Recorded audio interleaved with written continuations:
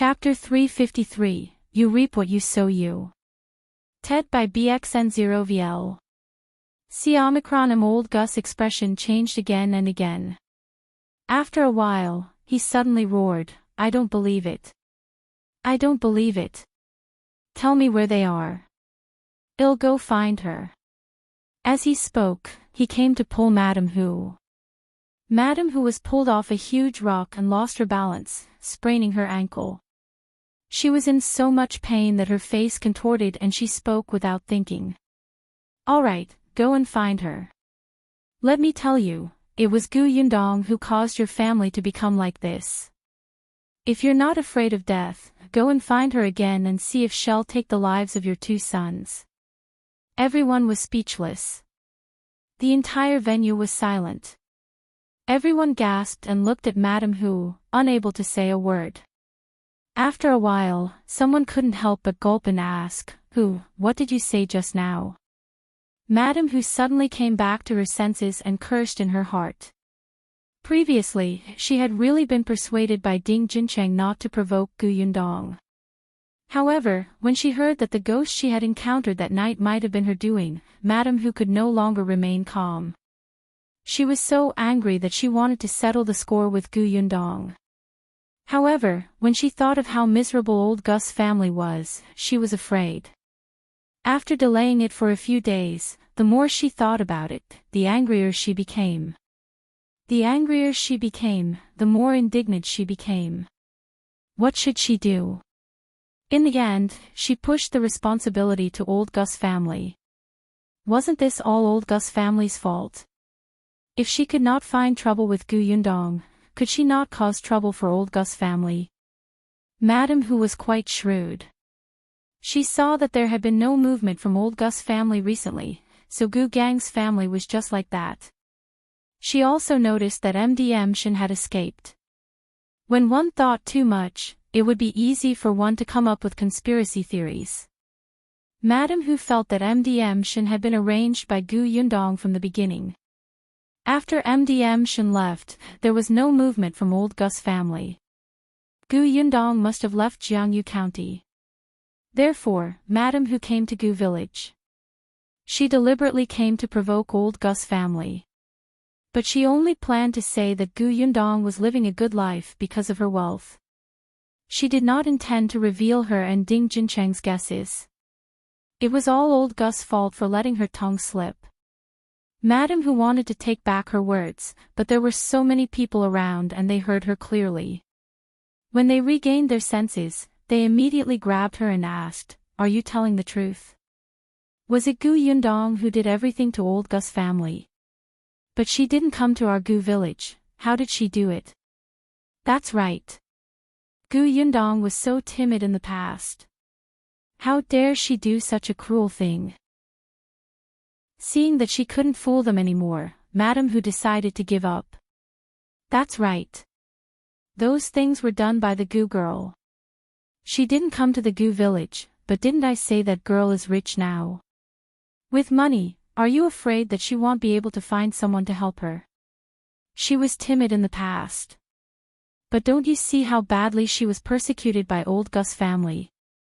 Her father and siblings are dead, and her mother was harmed by Jia Meizi. How can she not hate her? So, this was all forced by old Gu. Madame Who came to a conclusion. The Gu family reaped what they sowed.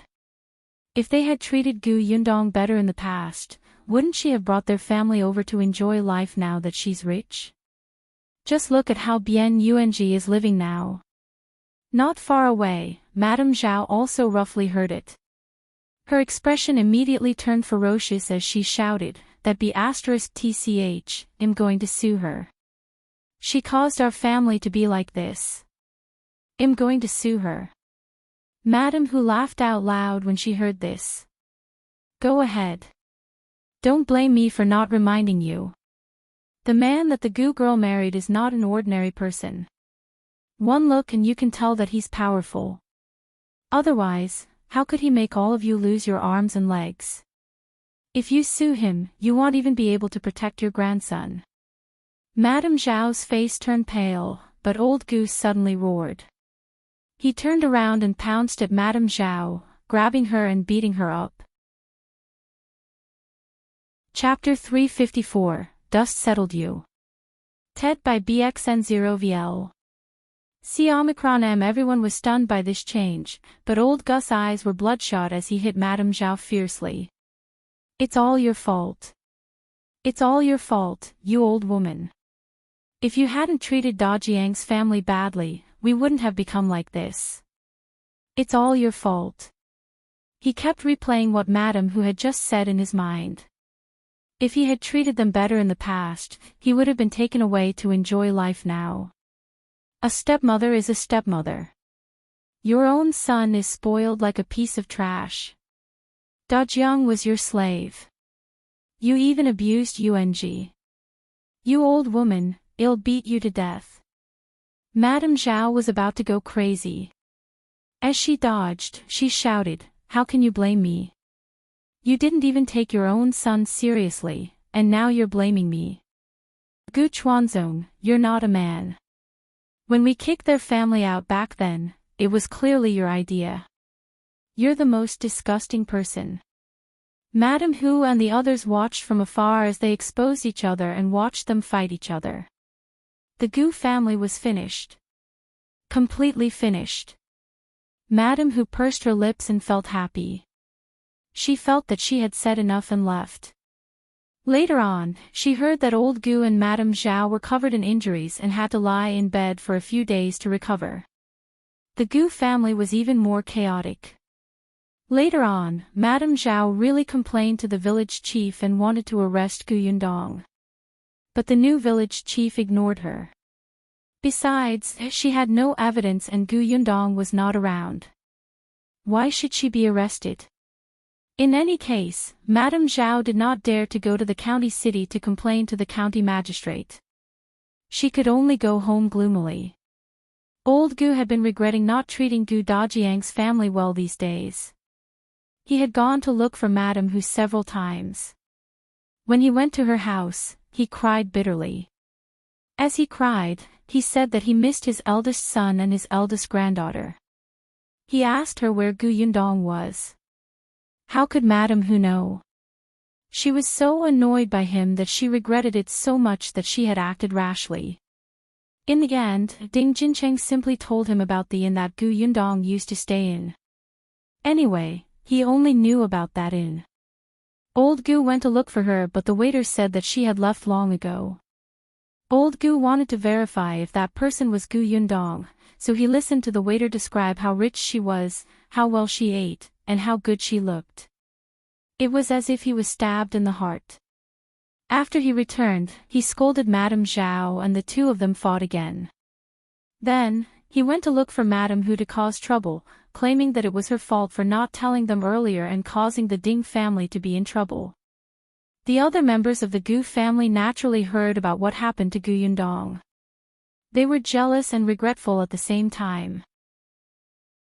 In the end, they became envious of Bian Yung.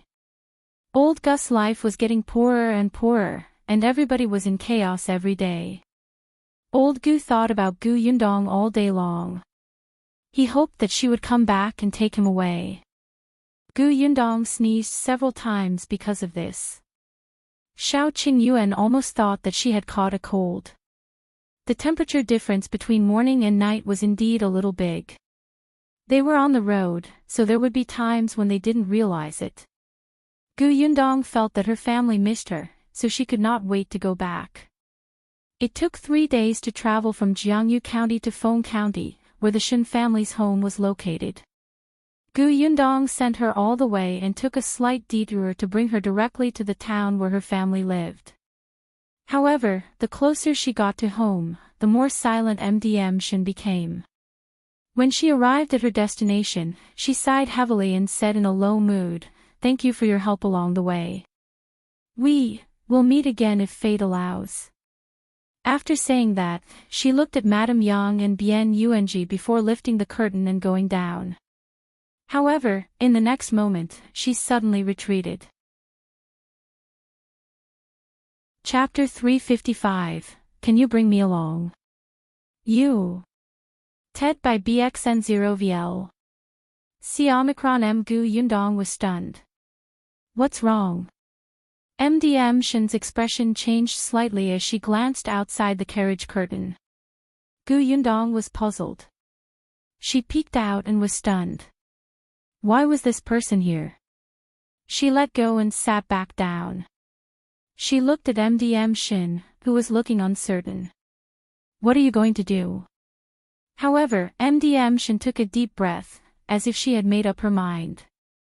Her eyes lit up slightly, and she became energetic. Actually, I've been holding a question in my heart for the past few days, Yundong, she said. Can I follow you to Xuanhe Prefecture and Yongfu Village? Gu Yundong was surprised. You're not going home. MDM Shin smiled bitterly. My parents are gone, and I don't have any relatives at home. Actually, I've been hesitating. I thought that even if I went back, I would be alone. I've felt very relaxed and comfortable spending time with you guys these few days. Especially when I heard you introduce Yongfu Village to UNG, I yearned for it very much. She was also a little reluctant to part with those rare friends. After spending a few days together, Gu Yundong, Xiao Qingyuan, Mao, and the others were all very clear about her past in the Gu village. They knew that she had become a concubine to an old man in his late 50s, but no one looked at her strangely, despised her, or distanced themselves from her. Sometimes, she even felt that she was not clean. When she went back, she might just live a life in a daze, but deep down, she still yearned for a beautiful life. I've been wondering if I should go home or find another place to start over. Now that I see Gu Wanbao here, I've made up my mind. That's right. When she lifted the curtain just now, she saw Gu Wanbao. No one expected that this person who had escaped from Gu village would actually come to the Shin family's hometown. However, looking at his sallow and haggard appearance, it was obvious that he was not doing well. Gu Yundong smiled. Since you've decided, let's go. Thanks a lot. No matter what, they had a deep friendship. Gu Yundong was very supportive of her decision. The carriage changed direction and headed out of town again. Gu Wanbao, who was squatting in the corner, only had time to squint at the back of the carriage before he sniffled and shrank back. Madame Shin's original name was Shin Sitian. Perhaps because the direction in her heart was finally clear, her smile could not help but become much brighter. The group went out of town. Shin Sitian first went to pay her respects to her parents' graves and told them about her decision to leave. Her parents' burial was arranged by the Gu family, so it was not strange for Gu Wanbao to know that her family was in this town. After bidding farewell to the Shin parents, the group of people moved much faster. They had a carriage, a mule cart, and a horse. Gu Yundong still liked to ride horses. Occasionally, when she was bored in the carriage, she would ride Gale, the horse brought by Xiao Qingyuan, for a while. Mao and his companions were extremely envious. There were a few times when they wanted to ask Xiao Qingyuan if they could ride it, but they were frightened by his sharp gaze and didn't dare to say a word. Other than Gu Yundong, no one else could touch the horse. The group of people walked steadily. Occasionally, they would encounter people who were in the same direction as them. They kept a distance from each other and only nodded. Seeing that they were only a few days away from reaching Stinky Egg's village, Gu Yundong could not help but think of Bien Mulan's grave. As she rode her horse, she gradually slowed down and wondered if she should get into the carriage and have a good talk with Yuanji about this. At this moment, two carriages also came from the opposite side of the road. When they met, the horse under Gu Yundong was suddenly shocked. It suddenly roared and ran forward crazily. Chapter 356, Fear You. Ted by BXN0VL. C Omicron M.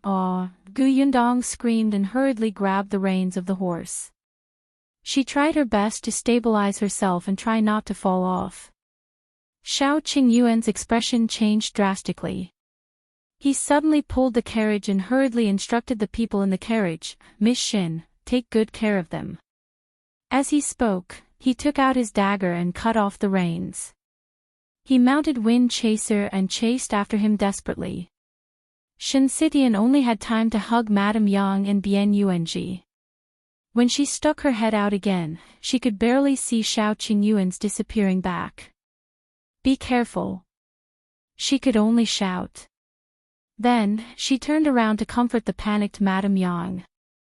Although Gu Yundong was very familiar with riding horses, she still could not deal with such a crazy horse that seemed to have been provoked.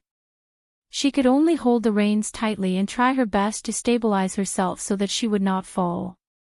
It was fine if she fell down here, but she was afraid that she would be trampled to death by the horse before she could get up. "Gale, calm down." She tried to calm it down, but at this moment, Gale could not realize who was on her back. It could not even tell the direction anymore and began to run into the forest. Gu Yundong hurriedly lowered her body to prevent the branches from scratching his face and eyes. However, she was anxious. The horse did not slow down at all. "Yundong." A familiar voice came from behind. Gu Yundong knew that it was Xiao Qingyuan. She knew that this person would definitely not abandon her, but she could not turn around to look. Fortunately, Xiao Qingyuan rode Wind Chaser that was not agitated. Moreover, he had been with Gu Yundong for a long time and clearly realized that she was in danger. He quickly caught up with her. The path in the forest was not easy to take. After Gale was blocked by the trees twice, it finally slowed down a little. Wind Chaser took the opportunity to run forward, and the distance between the two horses slowly shortened. Xiao Qingyuan controlled Wind Chaser to block Gale and reached out to Gu Yundong. "Give me your hand. I'll pull you over." The horse was still running, but Gu Yundong was much more relaxed when she saw him. She held the reins with one hand and handed the other to Xiao Qingyuan. Taking advantage of the moment when the two horses approached, she suddenly exerted strength and pounced towards him. Xiao Qingyuan exerted strength and carried her over. Now that there was no one on the back of Gale, it quickly rushed forward again. Xiao Qingyuan could no longer care about it. He only hugged Gu Yundong tightly and calmed his wildly beating heart before slowly stopping. Gu Yundong was also panting heavily. She hugged his waist and gradually regained her senses. After a while, she retreated slightly. However, halfway through, the hand on her waist suddenly tightened, and she was pressed back down. Her ears were filled with the sound of a certain someone's heartbeat. "Let's wait a little longer." His voice with lingering fear came from above. Gu Yundong paused and did not move. After a long time, she heard Xiao Qingyuan's slightly hoarse voice. "I almost thought that I wouldn't be able to save you in time." Her voice was still trembling. Gu Yundong was in a daze. She did not expect him to be so afraid. She reached out to pat his back, but as soon as she opened her palm, she could not help but gasp. Xiao Qingyuan was stunned and quickly let go of her. Only then did he see that her hands were already covered in blood from the reins. He was instantly vexed. Gu Yundong comforted him instead. "It's all right. There's a first aid kit in the carriage. It'll be fine after applying some medicine. Let's go back now," Xiao Qingyuan said as he turned his horse around. Gu Yundong thought of Gale that had disappeared into the forest. What about the horse? "Ignore it." Xiao Qingyuan's voice was extremely cold. Chapter 357, I'll give you money as compensation you. TED by BXN0VL. C Omicron M. Xiao Qingyuan still hugged her tightly and rode back with her. They had already run a long way. Madame Yang and the others were probably worried to death. Xiao Qingyuan thought that the injury on her hand needed to be treated properly and couldn't help but speed up. However, when they saw where the carriage was parked from afar, their faces could not help but darken. Ah Mao and the others were either holding their stomachs or hands and feet as they fell to the ground, groaning in pain. Shen Xidian protected Madame Yang and Bian Yuanji as she stood beside the carriage and looked at the people opposite her warily. There were 7 people standing in front of them. One was a middle-aged man dressed in riches who looked like the master. The other was a boy in his early teens. There were 2 tall men who looked like guards. There were also 2 coachmen and a maidservant. There were also 2 carriages behind them. This group of people was the ones who had brushed past them at that time. Xiao Qingyuan rode his horse forward. When Ah Mao and the other 3 saw them, their eyes lit up. They couldn't care less about the pain on their bodies. They stood up and staggered over. "Young master, miss, it's him. It's that kid who blew an arrow at Gale's butt. That's why Gale suddenly ran crazily. We wanted to stop them, but we couldn't beat him." He pointed at the boy in his early teens. Xiao Qingyuan's sharp gaze suddenly shot towards him. The child was a little afraid when he met his gaze. However, he quickly thought of the 2 guards on his side. The 4 people who wanted to stop them just now had been beaten until their butts were swollen. What was there to be afraid of? Therefore, the boy raised his chin and snorted. "So what if it's me?" He was still playing with a small blowpipe in his hand. "I just wanted to see if that horse is a good horse. I heard that even if a smart horse has a knife cut into its body, it will consider the owner on its back and endure the pain. It seems that your horse can't do it." Ah. Before he could finish speaking, his head was hit hard. He looked up and glared at the middle-aged man. "Father, why did you hit me?" The man didn't look at him. He only cupped his hands at Xiao Qingyuan and said with a smile, "I'm really sorry. I didn't teach my son well." This girl was frightened. Fortunately, she's safe and sound. He raised 20 taels of silver. "Take it as a compensation for you." He took out a banknote and handed it over. Xiao Qingyuan did not even look at it. He just bent down and entered the carriage. He took out the first aid kit and lowered his head to carefully treat the wound on Gu Yundong's palm. Madame Yang and the others exclaimed and hurriedly ran forward. "Dong Dong, are you bleeding?" Madame Yang's heart ached terribly. She lowered her head and blew on it for her, her tears almost falling. Gu Yundong could only comfort her. "It's all right, it doesn't hurt." The man's outstretched hand was a little awkward. When he saw Gu Yundong's palm, he suddenly realized something and quickly took out another banknote. "This is 50 taels. Please accept it." Xiao Qingyuan still had his head lowered. He had already wrapped her hand with gauze layer by layer. The corners of Gu Yundong's mouth twitched. Wasn't it a little too thick? Seeing that the strangers had ignored them again and again, the child finally couldn't help but say, "Hey, my father is talking to you. Do you hear him?" Seeing that the hand was treated, Xiao Qingyuan let go and walked towards the child. One of the guards instinctively sensed danger and reached out to stand in front of the child. The child was a little unwilling to be protected, which made it seem as if he was afraid of them. Chapter 358, So Handsome That I Want to Scream You. TED by BXN0VL. He pushed the guard away and raised his chin high. He looked at Xiao Qingyuan with disdain. "Why? Do you want to hit me? Our Ahai and Afong are experts. Look at your 4 servants. They wanted to attack just now, but they were beaten until they cried for their parents. It's extremely embarrassing." Ah Mao and the other 3 trembled in anger, but what he said was the truth. Even if they were tied up together, they would not be able to defeat the 2 guards. Xiao Qingyuan looked down at the child and suddenly grabbed his wrist, dragging him to the side. The child was shocked and screamed. The expression of the guard standing beside him, "Ah hi," changed drastically. He raised his hand and was about to hit Xiao Qingyuan. With a swoosh, an arrow suddenly shot over. Hai subconsciously dodged to the side, but the arrow brushed past his shoulder, leaving a trail of blood. Finally, it nailed heavily to the ground.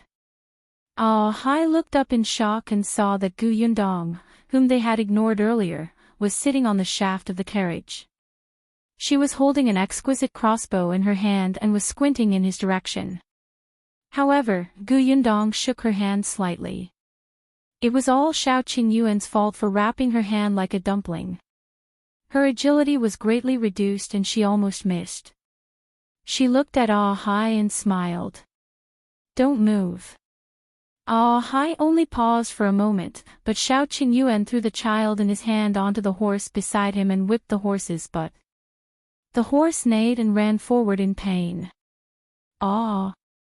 "Help, father, help me." The middle-aged man was stunned by this sudden change. He suddenly came back to his senses. "Aren't you going to save young master?" Feng, who was standing beside him, hurriedly jumped onto the other horse and chased after him as fast as lightning. Mao and the others looked at Xiao Qingyuan and Gu Yundong with starry eyes. Why?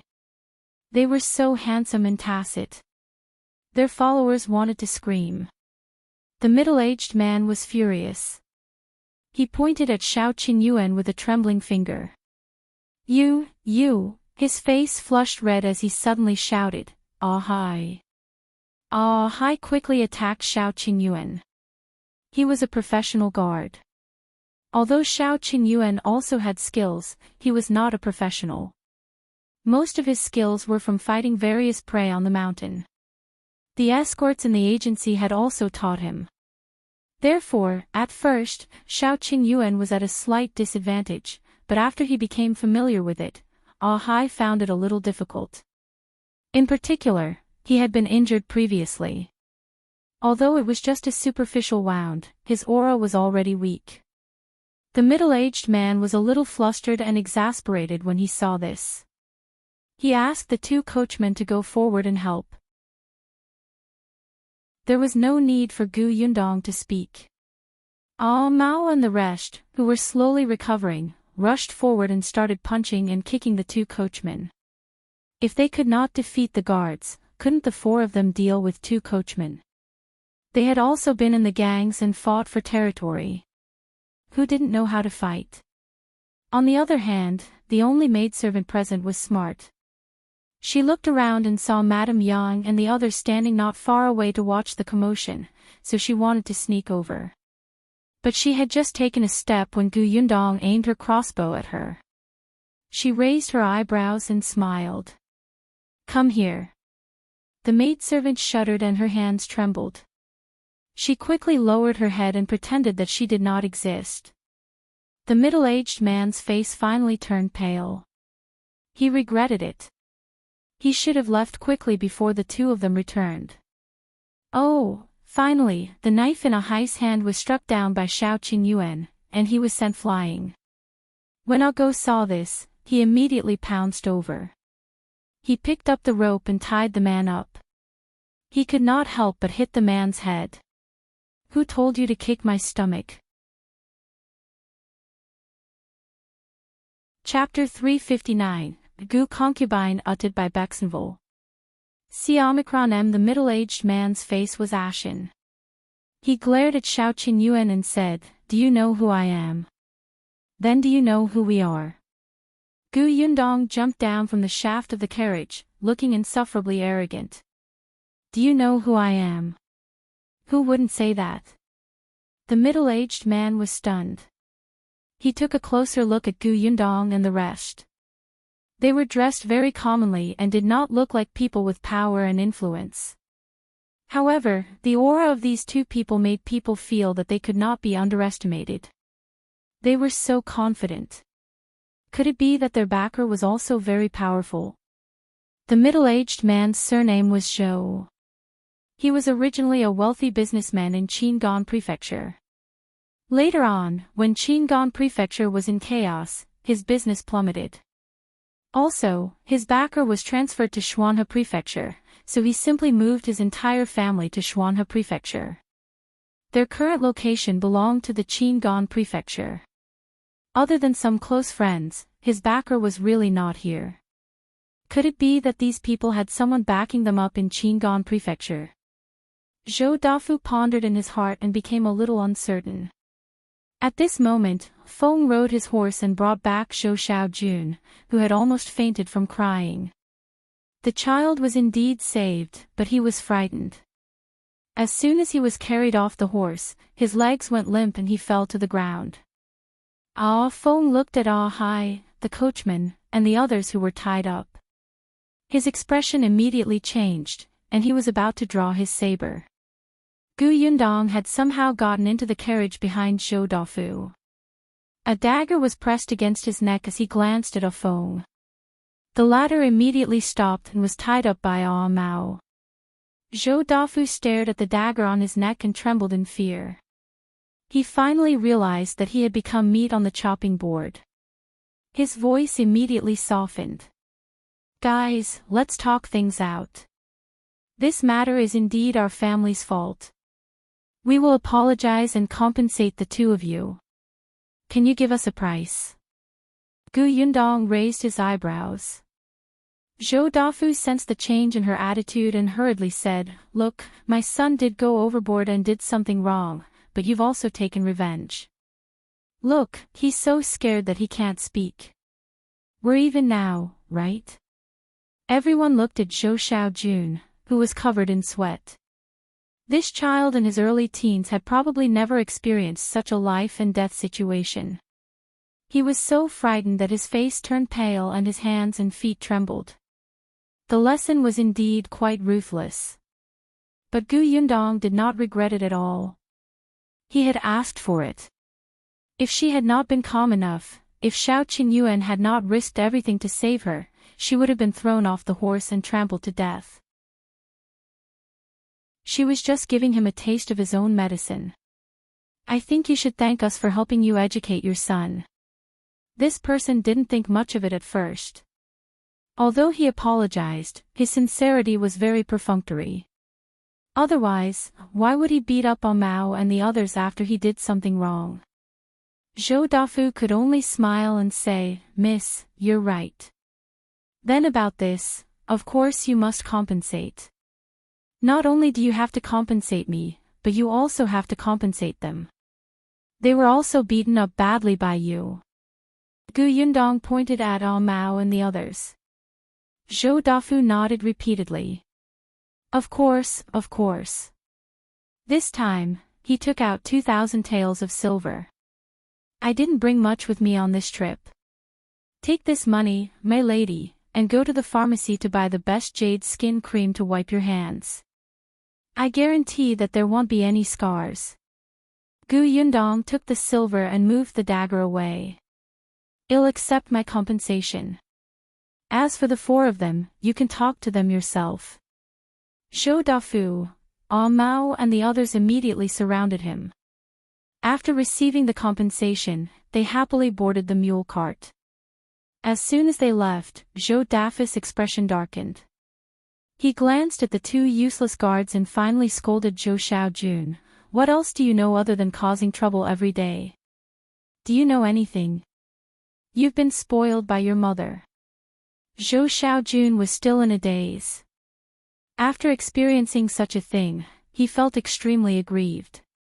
In the end, his father scolded him without care and he exploded on the spot. You still have the cheek to scold me. If you hadn't taken that old woman surnamed Gu as your concubine, would mother have been so angry that she went back to her parents' house? If mother hadn't gone back to her parents' house, we wouldn't have had to come and pick her up, and we wouldn't have met those fiends. All of this is your fault. Chapter 360, Going to Your Place to Propose, uttered by Bexenville.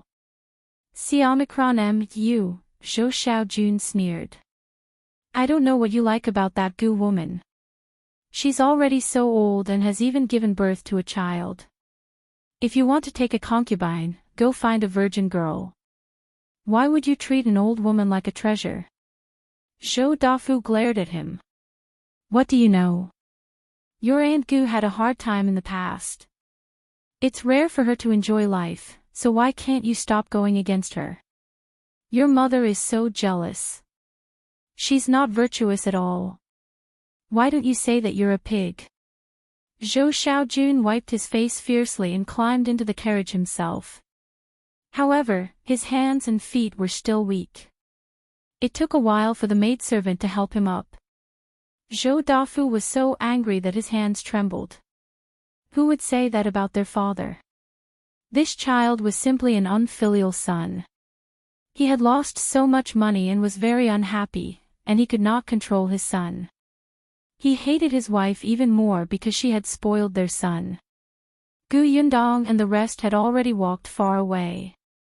In the end, Xiao Qingyuan rode Wind Chaser into the forest to bring out Gale that had calmed down. Sure enough, there was a small arrow stuck in Gale's back. When Ago saw this, he quickly volunteered, "I'll do it. My father used to be a veterinarian." Everyone was speechless. Your father was actually a veterinarian? Mao was even more surprised. Your father was a veterinarian, but you don't know how to ride a mule cart. It took them a long time to get used to it. Go was dumbfounded. Why does the vet's son have to know how to ride a mule cart? Isn't that the job of a driver? You make a lot of sense. Gu Yundong only pulled out the arrow from Gale's body and applied medicine to the wound when they arrived at a nearby village. After this incident, Gu Yundong remained in the carriage. Coincidentally, Madame Yang was also worried and did not allow her to go out. Gu Yundong looked at her hands that were wrapped up like dumplings and felt very helpless. At night, they stayed at an inn in town. After settling down, Gu Yundong finally had the time to ask Mao and the others, "How much money did you get?" The four of them looked at each other and chuckled. Each of them took out a banknote worth 100 taels of silver. They were so excited that their bodies were trembling. 100 taels. Is that all you've got? You only asked for 100 taels. Isn't 100 taels a lot? Gu Yundong was stunned. 100 taels of silver. Now that she had a workshop that could earn money, 100 taels of silver did not seem like much. But when she first came to this world, she even had to calculate every 1 tael of silver carefully. 100 taels of silver was enough to build her green brick-tiled house. In Yongfu village, there were probably not 5 families who had 100 taels of silver. Sure enough, it was easy to go from frugal to extravagant, but difficult to go from extravagant to frugal. Gu Yundong smiled and nodded. It's quite a lot. Since you have the money, you have to think about how to use it. You can't gamble or go to brothels. Definitely. The four of them happily took the banknotes and left. Gu Yundong did not care anymore. When only she and Xiao Qingyuan were left in the room, she asked, "What do you plan to do with the 4 of them?" "When I go back, they'll find a master who practices martial arts and let them learn their skills." After today's incident, Xiao Qingyuan had been thinking about this problem. Mao and the others were young and smart. It was not too late for them to practice martial arts. Gu Yundong nodded. "All right, as long as you've thought it through." She yawned and was about to return to her room to rest. Unexpectedly, just as she was about to open the door, she heard Xiao Qingyuan's voice behind her. "After returning to Yongfu village, you'll find someone to propose marriage at your house." Chapter 361, Be More Reserved, uttered by Bexenville. See Omicron M. Guyundong. Guyundong. She whipped her head around and looked at him in shock, wondering if she'd heard him correctly. What did you just say? Could it be that she was too sleepy and was hallucinating? Xiao Qingyuan repeated, "After we go back, we'll find someone to propose marriage." "What do you think of Aunt Tsing?" "Our families are familiar with her and we live next to each other." If there's anything we don't know, she'll remind us. Gu Yundong was sure that she did not hear wrongly this time, but she still looked stunned. After a long pause, she slowly turned around and sat opposite him. Gu Yundong's throat was a little dry. She picked up the cup and wanted to drink some water. Only then did she realize that Xiao Qingyuan seemed to have finished the water in the cup. She looked up into his twinkling eyes and realized that he was even more nervous than she was. Seriously, silence. Silence. The two of them just sat there without saying anything. They didn't know what to say. Gu Yundong's mind was still a little blank. She could not understand why he suddenly proposed. This was a proposal, right? No, he didn't even ask for anything. He made the decision directly. At the thought of this, Gu Yundong's mind instantly cleared up. She widened her eyes and glared at the man opposite her. Why are you suddenly going to my house to propose marriage? It's not really sudden. Didn't we hug this morning? It was quite long. Xiao Qingyuan lowered his head, but the tips of his ears turned inexplicably red. Gu Yundong was speechless. Hug. They hugged. You're going to my house to propose marriage because you've hugged me and you're taking responsibility for me. Xiao Qingyuan knew that she had misunderstood. He immediately looked up and shook his head with a serious expression. Of course not. I originally wanted to wait until you reached adulthood, but since you've already hugged me, I can only bring it forward. He said it as if he had no choice, but the corners of his lips kept curling up. Gu Yundong could not help but raise her leg and kick him. What do you mean you'll go when I'm of marriageable age? Did I agree? You can go just like that. Unexpectedly, Xiao Qingyuan did not guard against this kick and fell back. Gu Yundong subconsciously reached out to pull him. The next moment, both of them fell to the ground. Xiao Qingyuan was fast. When he fell, he turned his body slightly so that Gu Yundong would fall on him and not get hurt at all. Then, he looked up and asked uncertainly, "You don't agree?" There was actually a trace of grievance in his words. Gu Yundong was so angry that she laughed. How can you propose marriage without confirming the relationship first? Then, shall we confirm it now? Do you think you can confirm it just because you say so? Gu Yundong struggled to stand up and tugged at her clothes. Her heart softened when she saw that he was still lying on the ground with his eyes wide open in despair. Actually, although the two of them did not say it explicitly, they had a tacit understanding. Gu Yundong was not a hesitant person. Since both parties wanted to be together, there was nothing wrong with being together. But, was this how a man went to a woman's house to propose marriage? She felt that something was amiss. Gu Yundong had never had a boyfriend in her 2 lifetimes. In terms of relationships, she was actually very clumsy. However, she had at least read books and watched television. She had also read a lot of Chicken Soup for the Soul. The books had said that she could not let a man succeed too easily. Otherwise, he would think that she was easy to woo and would not cherish her. She had to be more reserved. Hence, she thought about it and coughed lightly. In the end, she said, "I have to think about it." Chapter 362, I've seen this uttered by Bexenville. Xiaomicron M. Xiao Qingyuan sat up from the ground. All right, you can consider it first. Gu Yundong lowered her eyes and fell into deep thought. It looked like she was considering whether his character was good or not and whether he was worth entrusting her life to. Xiao Qingyuan was still a little nervous. After a while, he asked, "Have you thought about it?" It had been 15 minutes. Gu Yundong thought that she should be reserved enough. Hence, she nodded. "I've thought about it. Then, when we get back, I'll ask Auntie Dong to go to your house to propose marriage." Okay. Gu Yundong nodded. Xiao Qingyuan's eyes lit up and his breathing quickened. Don't go back on your word. His expression was like a wolf's, as if he would pounce on Gu Yundong if she went back on her word. At that moment, Gu Yundong felt as if she had been tricked. She frowned slightly, but still nodded. I mean what I say. With that, she quickly turned around and left. She felt that her face seemed to be a little red. If she stayed any longer, she might burn up. Xiao Qingyuan watched her leave and finally heaved a sigh of relief. Neither of them slept that night.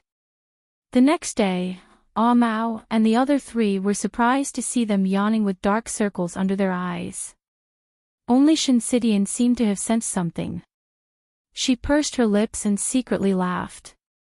After walking for another 2 days, the group finally arrived at the village where Stinky Egg was. Because she had been here once, many people in the village still remembered Gu Yundong. They just found it strange that when she went there were only 2 people, but when she came back, there were 2 carriages. Originally, she wanted to stay at Stinky Egg's house, but it was obvious that the place was too small. He could only borrow a few rooms from his neighbor. Stinky Egg was very happy to see her. After being happy, he was a little disappointed. Gu Yundong found it strange. What's wrong? Sister Gu, after you left, I went to look for the medicinal herb you mentioned, but I couldn't find it after searching for a long time. Gu Yundong was taken aback. That medicinal herb is rare to begin with. Of course, it's not easy to find. You don't have to deliberately look for it. Stinky Egg knew that. She had said that last time. But he knew that Gu Yundong would come again, so he wanted to surprise her. She gave his family so much money. Not only did they repay their debt, but they also repaired the house. When it was raining again, there would be no more leaks. His father said that he wanted to do some small business with the remaining money. When his father earned money, he would send him to school. Gu Yundong did not expect Stinky Egg's father to have such thoughts. Send you to school. That's a good thing. Yes. Stinky Egg was still a little embarrassed. My father said that Sister Gu knows what those herbs are for when she sees them because she has studied.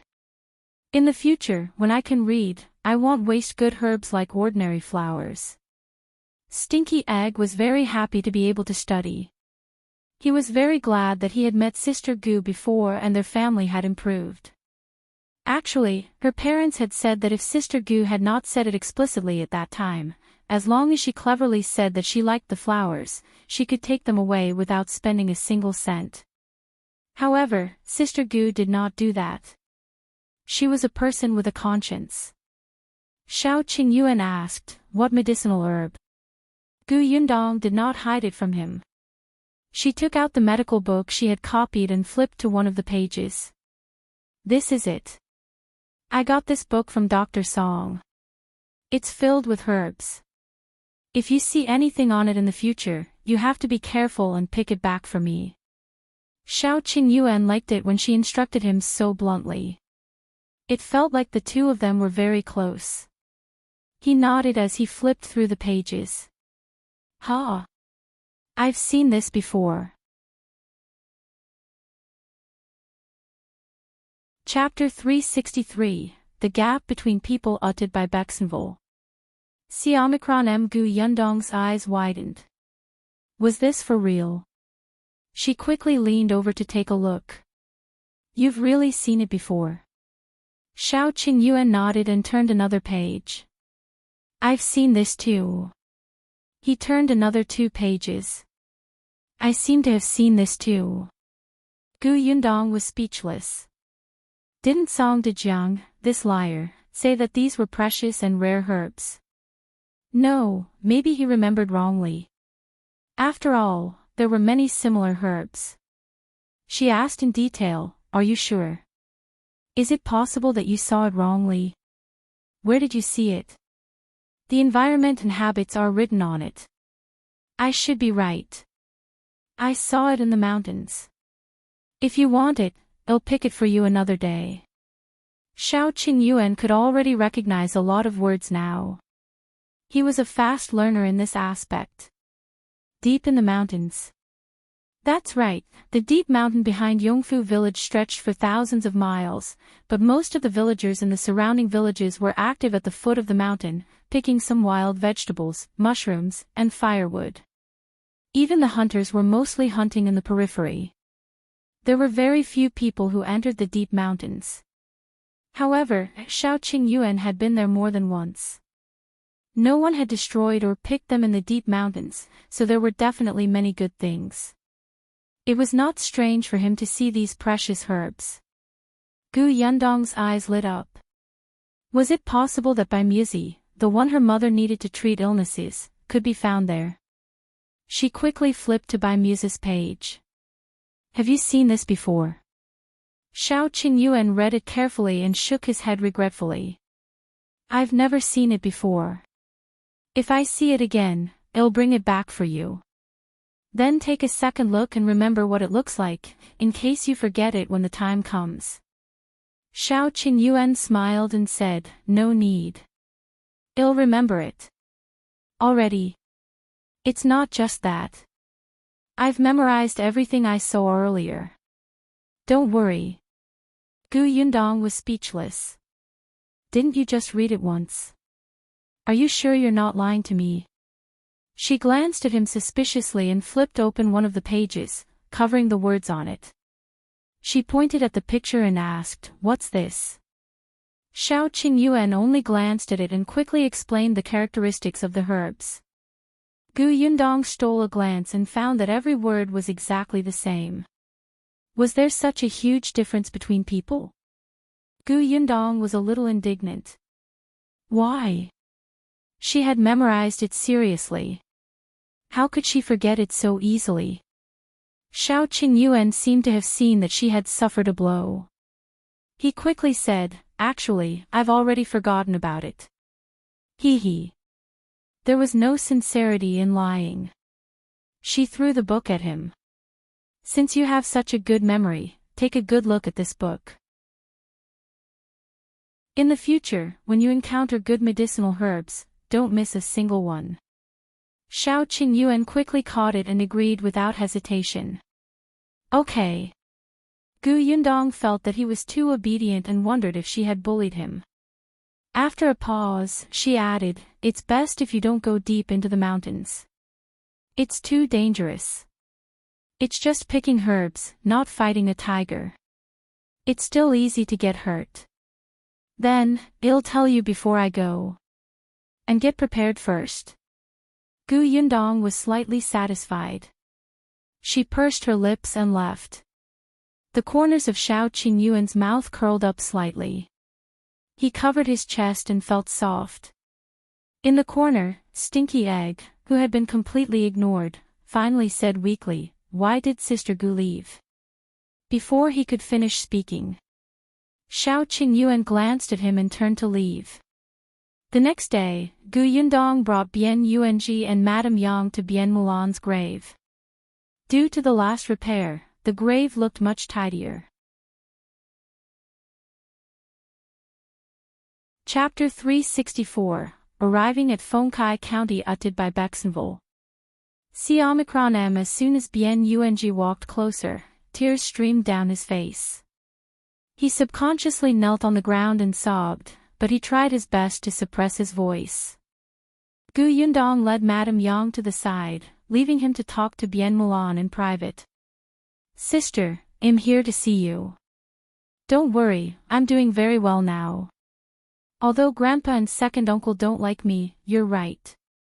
We still have first uncle and fourth uncle. I'm going to first uncle's house now. My cousin said that they're my family. In the future, I won't be alone. I'll live well. I just miss you. If only Big Sis was here too. As he spoke, he couldn't help but wipe his tears. I haven't found father and mother yet, but I know that they're definitely still alive. I'll definitely be able to see them. We're here today to move your grave. I'll bring you along to first uncle's village. In the future, when we reunite with father, mother, first uncle, and fourth uncle, you'll be able to see us. You won't be alone here. In the future, I'll visit you every year. Big sis, he finally broke down in tears. Have a safe journey. He bent down and kowtowed heavily. It had been half a year. His elder sister had been gone for half a year, but Bien Yuanji still felt as if it was yesterday. Now, when he thought of Bien Mulan's voice and smile, he still felt as if his heart was being pricked by needles. Such a good sister was gone just like that. She was so young and had never enjoyed life. She had never had a child and had died at the most beautiful age.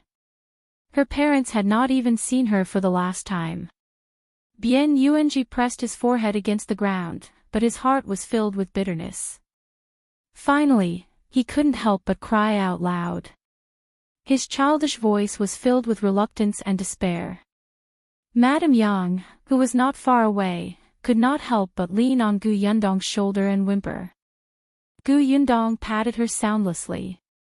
After a long while, he walked forward and helped Bien Yuanji up, whose face was red from crying and he could barely breathe.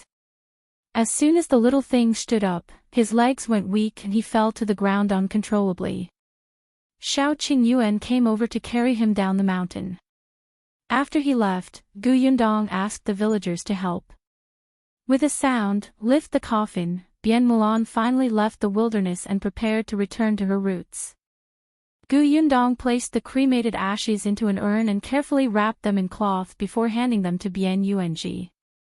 Bien Yuanji hugged her tightly and cried for a while before thanking her solemnly with red eyes. With Bien Mulan's matter settled, Gu Yundong did not stay any longer. After bidding farewell to Stinky Egg and his family, she set off on her return journey. After being away for so long, Gu Yundong was already eager to return home. She could not wait to see the two little fellows at home. Madame Yang also missed them. She held the two puzzles that Gu Yundong had made for her tightly in her arms and was ambitiously waiting to teach the two children how to play when she got home. Bien Yuanji, on the other hand, had been a little down for the past few days, but he gradually became nervous. After all, he was going to a strange place. Even though he had good friends there, he still felt uneasy. After leaving Stinky Egg's village, they did not follow the original path and took a shortcut. Finally, after more than half a month, they arrived at Fengkai County. It was not even noon yet. If they were fast enough, they could return to Yongfu village for lunch.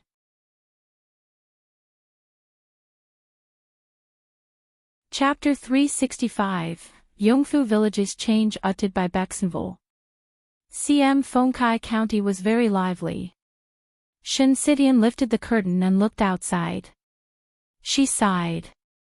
It's much more prosperous than Jiangyu County. Of course. Jiangyu County had just experienced a disaster and was in the midst of reconstruction. How could it compare to Fengkai County? Bien Yuanji, who was in a daze, could not help but come over to take a look. There were many vendors on the road. All kinds of shouts and hawking sounded one after another. He even heard the sound of striking iron and the shouts of the waiters at the inn along the way. Everyone's faces were filled with smiles and satisfaction, as if they were from a different world than Jiangyu County. Gu Yundong sat beside him and said in a low voice, "Don't be afraid. We're just going to first uncle's house. Think about it. You'll be able to see your best friend, Shu, soon. Aren't you happy?" "Of course I'm happy." Bien Yuanji immediately said, "Cousin, I'm not afraid. I'm just not used to it." Gu Yundong patted his head. "It's all right. We weren't used to it when we first arrived. You'll get better in time."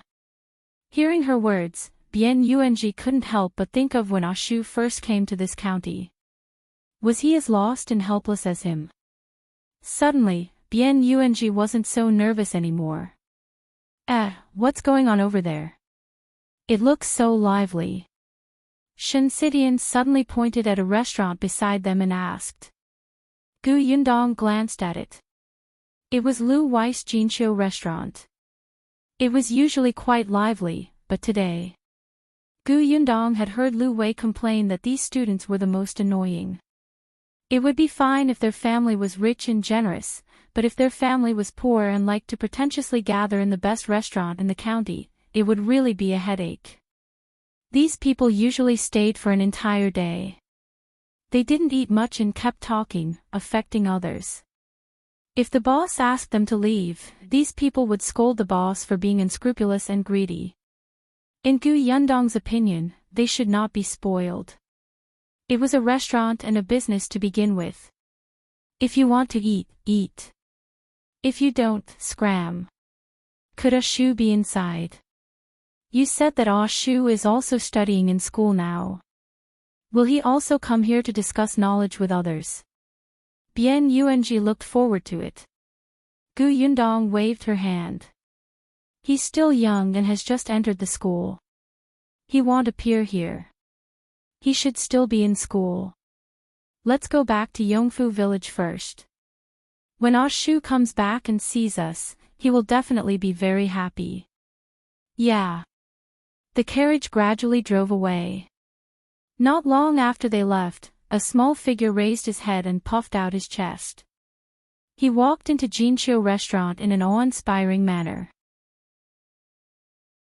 Gu Yundong was in a hurry to go home, so she did not check out the shops in the county.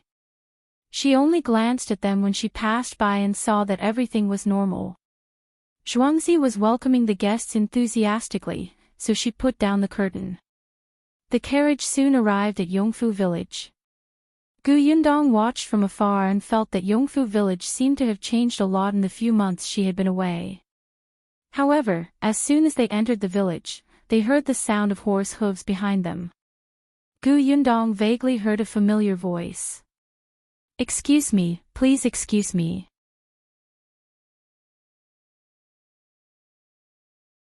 Chapter 366:1 was fighting against injustice uttered by Baxenville.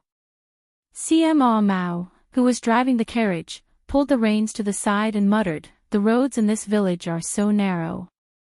Why are you riding a fast horse? Don't you know that you'll bump into someone?" However, Gu Yundong had already lifted the curtain and looked out. Indeed, she recognized the person riding over from afar. She raised her hand and called out, "Luan." Luan was stunned. When he took a closer look, he was so excited that he almost fell off the horse. He quickly pulled the reins and stopped. Then, he dismounted and ran forward. He said happily, "Lady Gu, you're back. You just came back. That's great." When he saw Xiao Qingyuan in the carriage, he became even more excited. "Young Master Xiao is back too." Xiao Qingyuan nodded and asked him, "Are you here to look for your young master?" This guy even specially rode a horse over. It seemed like there was something urgent. Xiao Qingyuan had called Lu Wei over to help. Since he had gone to the Yongning prefecture to look for Gu Yundong, the matters in the village naturally had to be arranged. After all, Lu Wei was the young master of the Lu family. His family's business was so big. Although he was usually silly and unreliable, he had learned a lot since his childhood. It was naturally not a problem for him to manage a small workshop. Coupled with his identity, the villagers were more or less afraid of this kind of young master from the city. Therefore, even if Gu Yundong and Xiao Qingyuan were not in the workshop, no one would dare to cause trouble with Lu Wei around. Lu Wei was overjoyed. Previously, Gu Yundong had not allowed him to be the shopkeeper of the sugar shop. He had been resentful for a long time. This time, Xiao Qingyuan had asked him for help and he agreed without hesitation. He did not even ask for a salary. Now that he had been living in Yongfu village for more than half a month, old Master Lu was furious. He didn't want to do his own family's business and didn't want to get involved, and yet he was doing well in other people's workshops. Was this really his son? When Luan heard this, he suddenly reacted and knocked his head. "Look at me, I almost forgot. I did come to look for our young master for something important, but speaking of which, this matter is also related to Miss Gu. Gu Yundong was stunned. What happened? Luan was indignant. It's all because of the people from Dongyi Academy. Dongyi Academy. This name sounds familiar. Gu Yundong rubbed her chin and thought for a while. The corners of Lu An's mouth twitched. Miss Gu, have you forgotten? Previously, a teacher brought a few students to Master Qin's school. When Master Qin was not around, they even blocked Mrs. Qin and Miss Qin at the door. In the end, you saw it, Miss Gu. Not only did you scold them badly, but that teacher also fainted from anger. Gu Yundong blinked. Why did Lu An's words make her sound so cruel? Not only her, but Ah Mao, Shen Sitian, and Bian Yuanji also looked at her in shock. It turns out that not only are you good at fighting, but you are also good at talking. You could actually make someone faint. And the other party was a master who had read a lot of books. What exactly did you say? Gu Yundong coughed lightly and said sternly, I couldn't bear to see them bullying the weak with numbers, so I was fighting for justice. What's with your gazes? Everyone nodded. I believe you. Gu Yundong was speechless. She turned her head and glared at Luan. She asked in an unfriendly tone, then what happened to Dongyi Academy? Could it be that they went to Teacher Qin's academy again? Not really.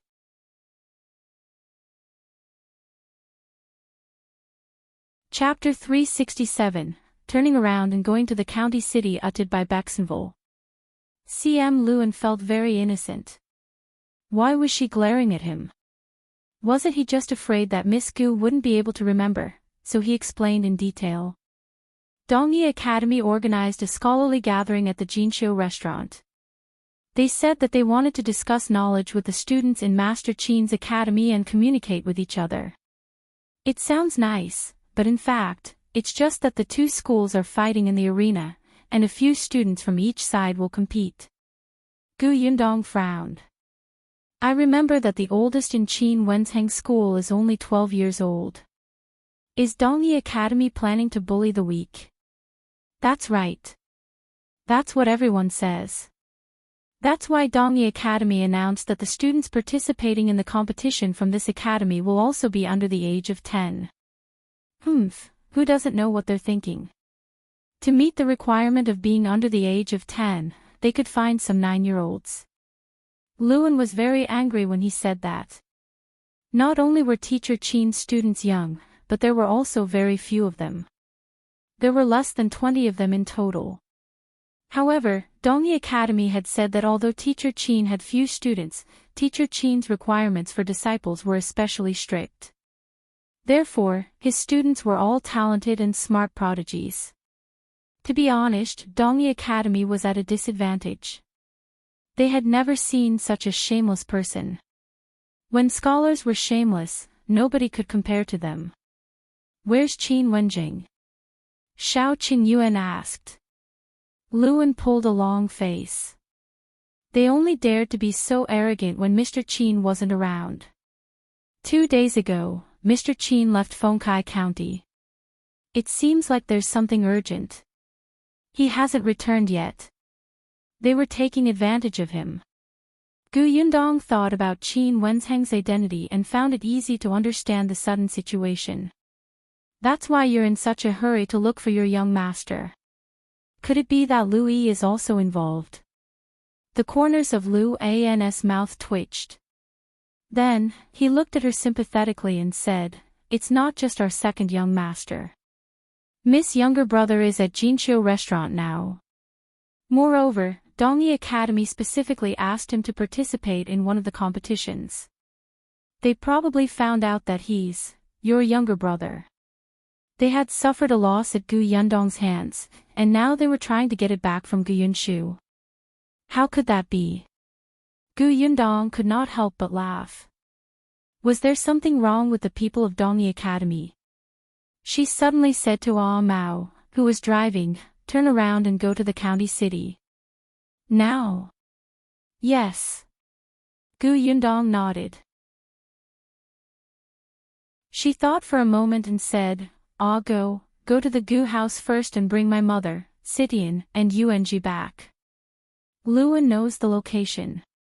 He's going to look for his young master. Let him tell Aunt Ke that I'm back. You should rest at home first." "I'll go," and the others said weakly, "Can we go to that restaurant together?" That's right, Miss, we can go and cheer for you. Didn't they say that the little master is only 6 years old? What if he gets bullied? We can go and help him." Gu Yundong was speechless. They were all scholars and used pens and mouths to fight. She turned around and saw that Shinsidian and Yung were also looking forward to it. Without asking, she knew that they wanted to follow her to watch the show. Madame Yang seemed to understand.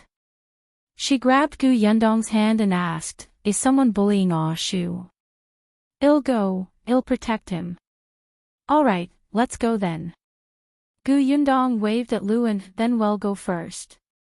You can come back after informing your young master. Also, tell Aunt Ke that we're back. We'll go home later."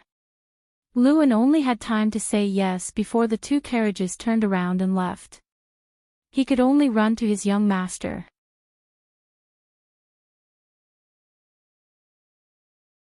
Chapter 368, As Long as You're Happy, uttered by Bexenville. CM Lu Wei was supervising work in the courtyard of the workshop. He had been very fond of coming here recently. It was not only because he felt a sense of accomplishment, but also because he could hear all kinds of gossip from the neighboring villages and the town. He could come over with a teapot and sit by the side and listen all day. The villagers in the workshop were originally a little afraid of him. They worked extra hard the moment he arrived and did not dare to say a word. Later on, they slowly got to know each other better before speaking freely. Moreover, they realized that young Master Lu actually liked to listen to gossip, so they racked their brains, even thinking of something that happened a few years ago. Lu Wei saw that they were skilled and did not slack off. He was also very easy to talk to. Unfortunately, the workshop would stop in a few days. The sugarcane harvesting season was almost over, and even the stock was about to run out. He could only regretfully close the shop first. Just as he was feeling dejected, he saw Luan rushing over. "Young master, something happened." He told Lu Wei about what happened at Dongyi Academy. When Lu Wei heard this, he pulled him and ran away without saying a word. "I knew that those poor scholars were indignant and hated Brother Qin. They would come and cause trouble sooner or later. Last time, they blocked Mrs. Qin at the door and almost caused her to be injured. Of course, Qin Wenjing had to avenge them after that. He went to the Dongyi Academy and scolded them until they couldn't even raise their heads, especially that teacher. He was punished by the acting dean of the academy and didn't earn anything for the month. After holding it in for more than half a year, they finally found an opportunity. Moreover, they even used the name of a scholarly gathering to bully the children. Lu Wei cursed Dongyi Academy in his heart, but he did not stop. Luan originally wanted to go to the Gu residence to inform Aunt Ke that Miss Gu was back, but Lu Wei did not give him a chance. "What are you waiting for? Go to the Lu residence first and get more people. Otherwise, it'll be at a disadvantage if we quarrel later. I'll go to Jinqiu restaurant to take a look first." Luan was pushed onto the horse and walked far away before finding an opportunity to say, "Young master, I bumped into Miss Gu and young master Xiao at the entrance of Yongfu village just now. They're back." After hearing about the Dongyi Academy, they left first and have already gone to the restaurant.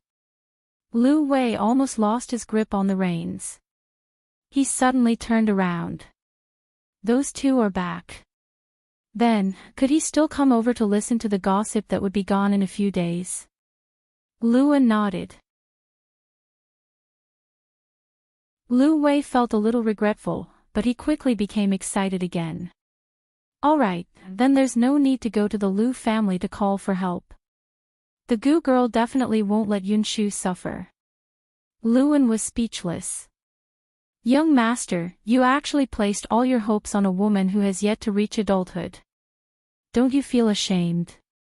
Lu Wei was not ashamed. They've been gone for a few months and finally came back. I don't know if they brought me any gifts.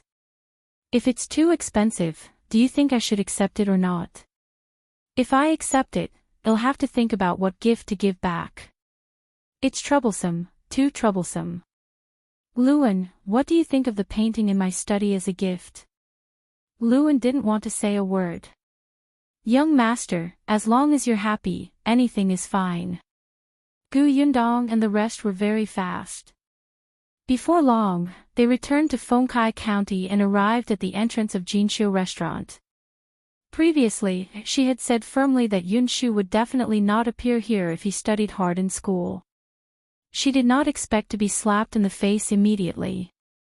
The staff of the Jinshu restaurant knew her and her relationship with the Liu family.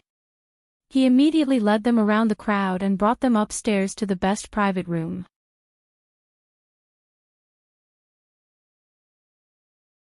Chapter 369, Walk Proudly, uttered by Bexenville.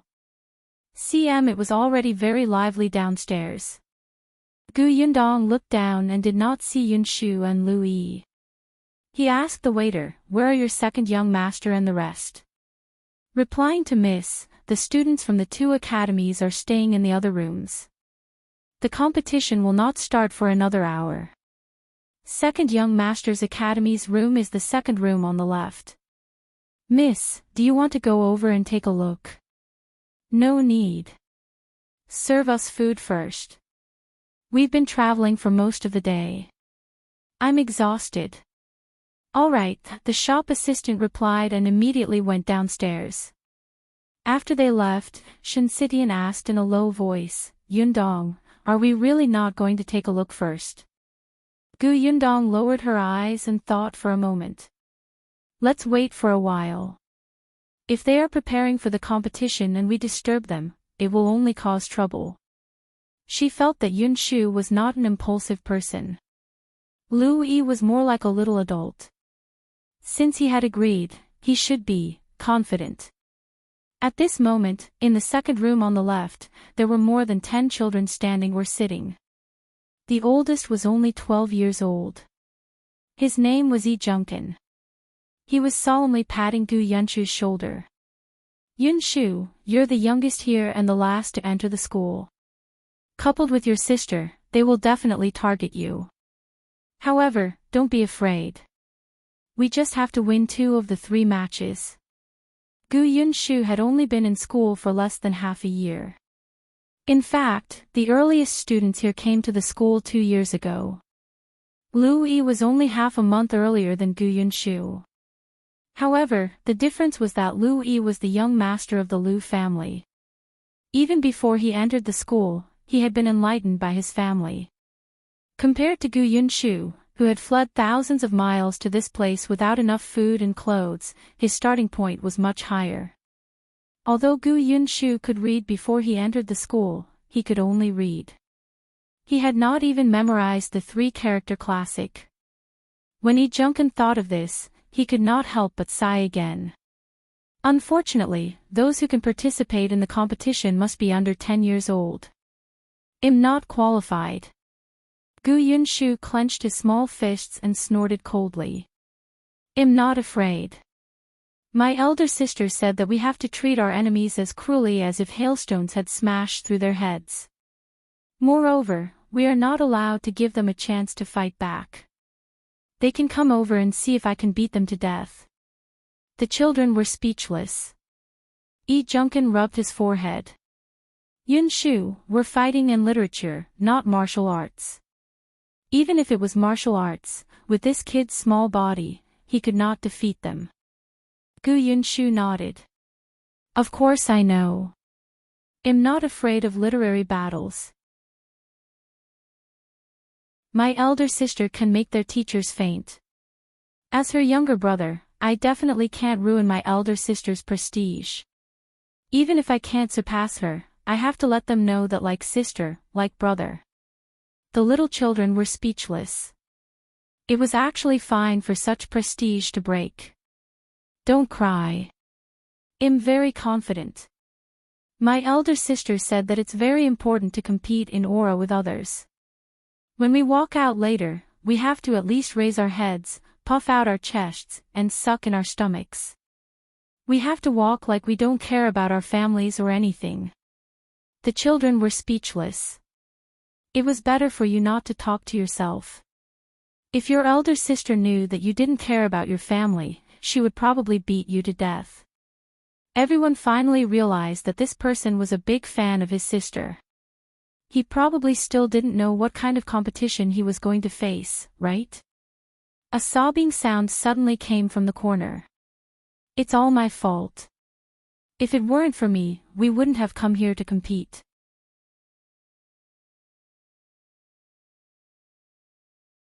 Chapter 370:1 AM Very confident uttered by Bexenville. The children looked at Xiaoyu, who was squatting on the ground. He was only 7 years old, and his face was filled with self-blame. If it weren't for the fact that I couldn't stand their provocation and agreed to this gathering on impulse, you wouldn't have been implicated by me and gotten involved in this mess. In the end, it might damage the reputation of our academy and made Sir suffer humiliation. How can you be blamed for this? Junkin was the oldest person here after all, and he acted like a big brother. You fell into a trap to protect our little junior sister. We can only blame Dongyi Academy for being too despicable. Dongyi Academy was deliberately trying to tarnish Qin Anning's reputation in front of the impulsive Xiaoyu. Qin Anning had a volatile personality and would rush out in less than 15 minutes of silence to play until she was drenched in sweat. Her personality was more like a boy's. They said that she was a country bumpkin and did not have the temperament of a lady from a wealthy family. At the same time, they questioned that if Master Qin could not even teach his daughter well, how could he bring up a knowledgeable and qualified student? When Xiaoyu heard them continuously insult his junior sister and teacher, how could he endure it? In the end, there was this scholarly exchange gathering, but it was actually just a competition between students under the age of 10 from the two schools. Xiaoyu blamed himself, but the others felt that he had not done anything wrong. They all comforted him not to think too much. Gu Yunshu patted him on the shoulder and said, "At that time, any man would agree." "What man? You're just a 6-year-old kid. Don't say such things." Junkin pulled Xiaoyu up. "Alright, now is not the time to talk about this. The competition will start soon. Let's go through the process again." As he spoke, he glanced at Gu Yunshu. The latter blinked. Why was this guy looking at him? He was very confident. Junkin coughed lightly. He held a piece of paper in his hand and said, "There will be 3 matches this time. For the first round, we will set the question and name the candidate from the other side. We will let Louis take the lead and compete in chess." Louis's chess skills were very good. Even the teacher said that he was calm at such a young age and was neither arrogant nor rash. Those who had studied chess for more than 10 years were probably not his match. Therefore, even though Louis was only 7 years old, it was most suitable for him to go on stage. After all, the other party's students were not even 10 years old. Furthermore, they were the ones who designated the participant, so the chances of winning were very high. Let's have a good start in the first round. The second round will be difficult. The other party will set the question and the participating student on our side. Everyone turned to look at Gu Yunshu. Gu Yunshu felt a chill run down his spine. "Why are you looking at me?" Junkin said, "The other party will most likely point at you in the second round. We don't know what question they set. Yunshu, if it's too difficult, just give up. Actually, it's not embarrassing. You've only studied for half a year. They were bullying you in the first place. If you lose this round, we still have the third round. So, don't feel too pressured and don't be affected by them. We have to have a strong heart. We can't be unable to recover from this setback, understand? Junkin did not fully explain the matter. The Dongyi Academy had paid a lot of attention to Gu Yunshu because of what happened to his elder sister last time. Junkin was afraid that when he lost, they might say some nasty words to avenge their teacher's humiliation. However, Gu Yunshu was still young. When the time came, he would be dealt a huge blow. What if he got tired of studying?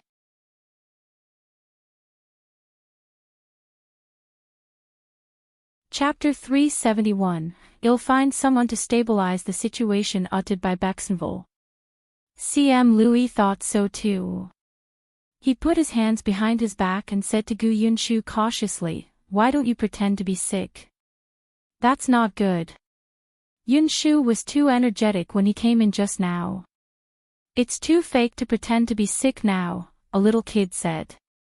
Louis was silent. He regretted not letting the waiters carry him in when he came in. Junkin waved his hand. "That won't do. We can only compete.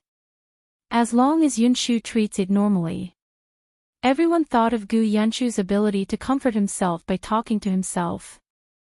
He should probably be able to treat it normally. Therefore, the most important thing now is the third round. The third round will be set by the County Academy Overseer. He won't specify who will participate. When the time comes, we'll see who's good at solving the questions set by the Overseer. Although he said that, the 12-year-old Junkin was thinking more. This County Academy Overseer was invited by Dongyi Academy.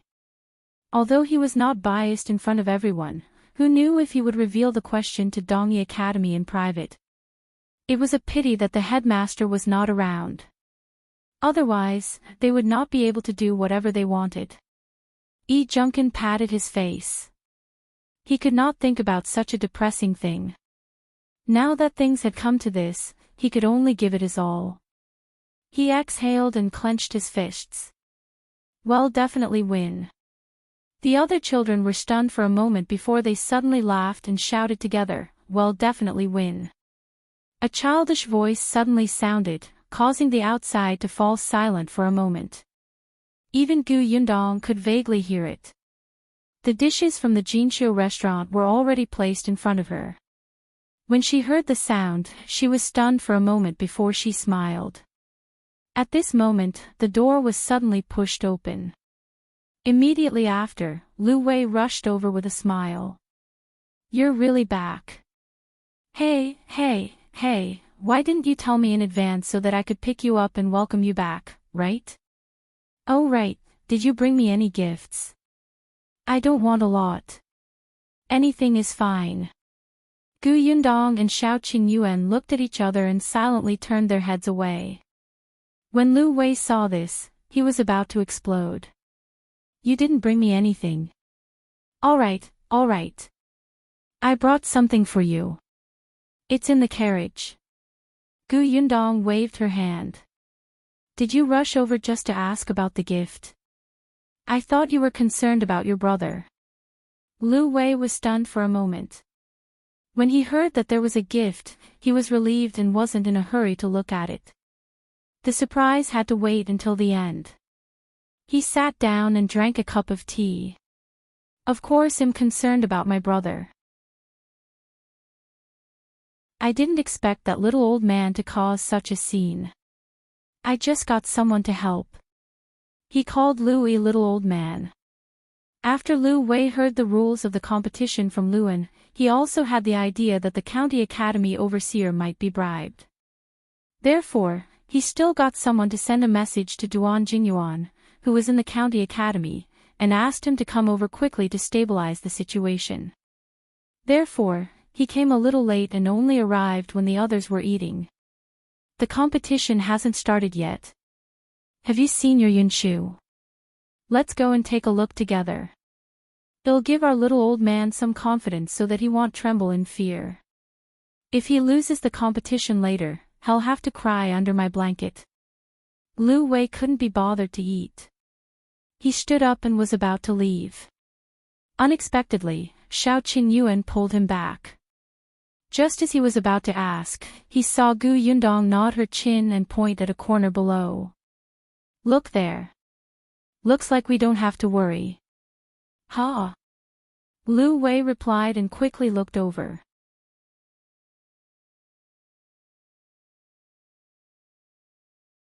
Chapter 372, Gu Yunshu was squeezed out uttered by Bexenville. There were people coming and going downstairs, but there were two people sitting in an inconspicuous corner. One of them lowered his head and covered half of his face with a fan. Lu Wei didn't recognize him. However, he knew who the person sitting next to him was. Even though this person had her head slightly lowered, Lu Wei could still tell that this was Madame Gu. Then, the person sitting next to her was... Hey, Brother Qin, so he's here too. This gathering was decided at the last minute yesterday afternoon. Madame Gu knew the ins and outs of the matter and also knew that those people actually made use of her daughter. She was furious. At that time, she packed up and went to the prefectural city to look for Qin Wenjing. Others might not know what Qin Wenjing had been busy with for the past 2 days, but as the person beside him, Madame Gu knew. At this moment, the couple had just entered and only had time to take a sip of tea to moisten their throats. Madame Gu asked a waiter and knew that the students were still in the private room on the second floor. When she saw her husband sitting there, she could not help but ask, "Don't you have to go up?" Qin Wenjing said, "No need. Let's take a look first. I also want to know how these children are doing. Even if Dongyi Academy doesn't cause trouble this time, I want to find an opportunity to do so. After all, they've been studying in my own school. They don't know how vast the sky is outside. This is a good training for them." Madame Gu was speechless. To think that she had rushed over in such a hurry to find him. Just as he finished speaking, there was suddenly a commotion on the other side. Someone said loudly, "The master of Dongyi Academy is out." Everyone turned to look at the person who came out. Gu Yundong was also looking downstairs. When she saw that the person who came out with a smile was actually Master Wei, who had pretended to faint after being scolded by her, she immediately smiled. This was a cockroach that could not be killed. Master Wei stood on a specially renovated stage in the restaurant and looked at the guests present. In the middle, there were onlookers who were watching the show. Of course, most of them were scholars. There were also people from the Dongyi Academy. They were all called over by him. However, there were not many of them. Others probably did not think much of this competition between students below the age of 10. However, he had no choice. The oldest in Qin Wensheng's school was only 12 years old. It would be embarrassing for him to send a preparation scholar in their 20s to compete with the kids. Of course, there were also students from other academies and even schools in other towns. Teacher Wei coughed lightly. Although today's gathering is a competition, it's more of a sparring session. It doesn't matter which side loses. What's important is what you may learn. Most of them didn't think much of it. Lu Wei, who was upstairs, snorted coldly as he munched on a chicken drumstick. So what if you're bullying them? You even have to find a dignified excuse. How embarrassing. They're out. They're out. Isn't that Yunshu?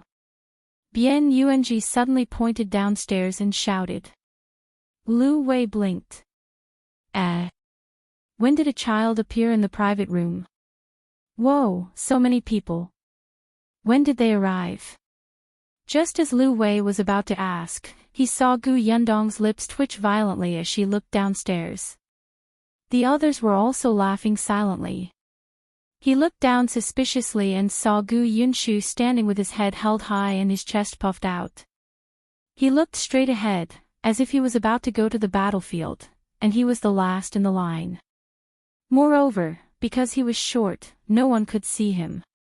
The crowd behind him squeezed him out of the line.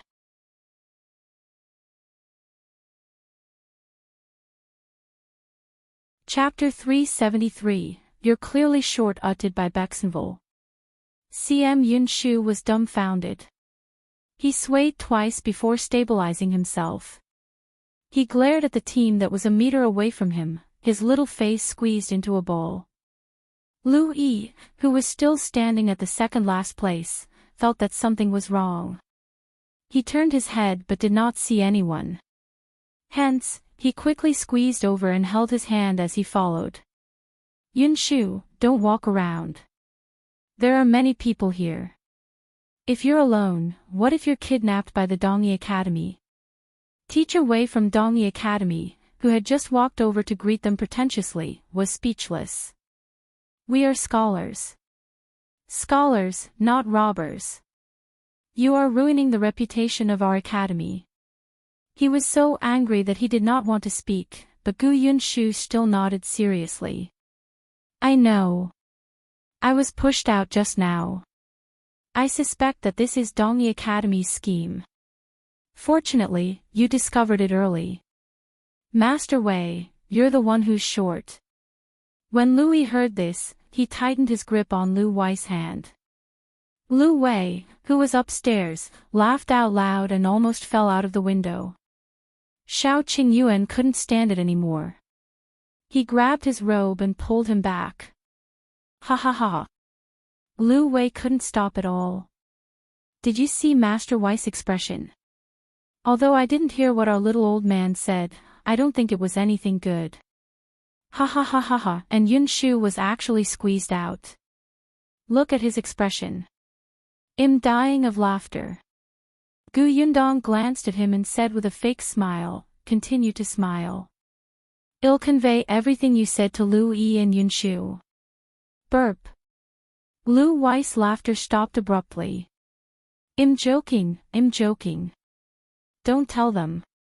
What if those two children cry? He quickly changed the topic. Hey, who are these people? I've never seen them before. Gu Yundong briefly introduced them. This is my cousin, Bian Yuanji. This is Shen Sitian. The four people over there are Ah Mao, Ah Shu, Ah Go, and Ah Zhu. Lu Wei's forehead twitched. Could their names be more creative? However, he did not seem to have seen the Gu family's father. There was only a cousin. It seemed that he had not been found. Lu Wei sighed inwardly.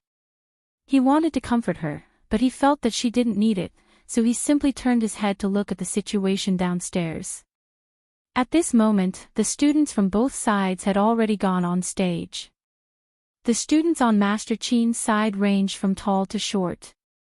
It was obvious that they were of all ages. On the other hand, although Dongyi Academy was also filled with young students, they were at most 1 or 2 years apart in age. There were definitely no children below the age of 8. Discussions were going on below the stage, but Master Wei was scoffing in his heart. They had agreed on a competition between people under the age of 10. If the other school could not find anyone old enough, they could not blame him, right? Teacher Wei coughed lightly and said, the rules have been said before. There will be 3 competitions. The first 2 competitions will be set by the 2 sides in turns. The third competition will be hosted by Educator Lu from the county school. Now, let's begin. The people on both sides left the stage. The surrounding students saw that not only was there a teacher accompanying Dongyi Academy, but there were also older students. Those students below the age of 10 had them as their backing. All of them were full of confidence and high spirits. On the other side, everyone sighed. The headmaster was not around. The oldest was only 12 years old. They looked like a group of weak, pitiful, and helpless children. Yi Junkin took a deep breath and turned to ask Lu Yi, are you ready? Yes. Lu Yi nodded with a tense expression. No problem.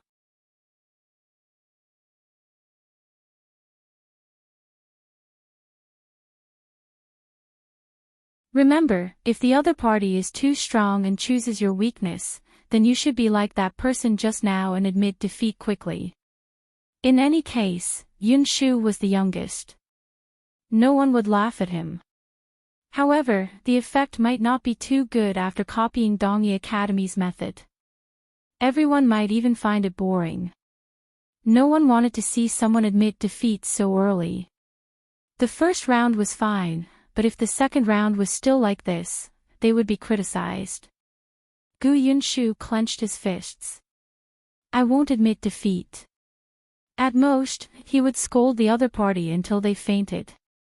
He would learn from eldest sister. As expected, a student from Dongyi Academy chose Gu Yunshu as his opponent. There was even a malicious smile on his face as he looked at him provocatively. Yunshu walked up the stage calmly. The other party was taller than him. He puffed up his cheeks and was a little angry.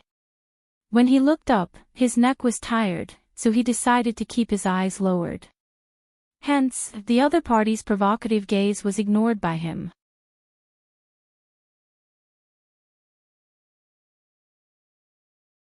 Chapter 375, Comparing in Sketch. Audited by Bexenville. CM Master Wei looked at the two of them and said with a smile, the second round is a competition of painting. Painting. Yi Junkin and Lu Yi looked at each other. It was over. Yunshu was still learning the basics and had just drawn it twice. It was obvious that the other party was very skilled. Master Wei saw that they were anxious and seemed to be unsatisfied. He continued, moreover, our painting this time will be different from before. Our academy has recently taught us a new painting method. It can draw people vividly, as if they are directly copied. As he spoke, he looked at Gu Yunshu. I heard that your teacher has been learning this painting technique recently. I believe he has already taught you. Since everyone hasn't been learning for long, this competition is naturally the fairest. Yi Junkin was a little annoyed. They had never learned any new painting techniques. This Master Wei was talking to himself and even wanted to step on them. He was simply detestable. The other students wanted to speak, but Yi Junkin stopped them. There's no need to make meaningless arguments. Otherwise, we'll fall before the competition even begins. He pursed his lips and said in a low voice, let's see what the new painting method they're talking about first. They could not shout at this moment, or they would only embarrass themselves further. Looking at Master Wei's expression, it was obvious that he was waiting for them to refute. Now that he saw that they were silent, there was still a trace of regret on his face. Teacher Wei could only turn his attention to Gu Yunshu and ask, do you have any questions? Yunshu shook her head, full of confidence. No problem. Not far away, Qin Wenjing sighed. Newborn calves are not afraid of tigers. This kid is just like his sister. Isn't he fine? From the looks of it, he won't collapse even if he loses. Although Madame Gu was worried, she was still amused by Gu Yunshu. Teacher Wei snorted secretly and asked someone to bring the items up. 2 tables, 2 chairs, a few sheets of paper, 2 charcoal pencils. Gone. The people below looked at each other in confusion. Painting, brush, ink, paper, and inkstone were always the most basic equipment when it came to painting. Now, there was only brush and paper, and it was a charcoal brush. Gu Yunshu touched his chin and looked at the familiar thing. He sat down properly. Master Wei said, today, you will use this charcoal brush to paint. How about painting me? He then asked the waiter for a chair and sat upright on it. He placed his hands on the armrests of the chair and looked straight ahead, seeming unfathomable. The students from Dongyi Academy nodded. Fine. With that, he sat down and pondered for a moment with the charcoal brush in his hand before starting to work. Gu Yundong, who was in the private room on the second floor, was shocked. The new drawing method they were talking about was sketching. She narrowed her eyes slightly. So someone had already figured it out on their own. She just didn't know how effective it would be. The people downstairs were all craning their necks to look up at the high platform. There were also people whispering, especially the scholars, who seemed even more anxious. On the high platform, only the students of the Dongi Academy were drawing. One moment, he was painting, and the next moment, he was looking at Teacher Wei. It looked like he was quite serious. Gu Yunshu did not move. No one knew what he was thinking, but he would occasionally look at the other party's painting. On the other hand, Yi Junkin and Lu Yi were a little anxious. Since he was not doing anything, why not just admit defeat? Yi Junkin's expression was serious. Just as he was about to speak, Lu Yi suddenly tugged at him. Look at Yunshu. Yi Junkin was stunned. He looked up and saw that Gu Yunshu had already picked up a charcoal brush and was lowering his head to paint.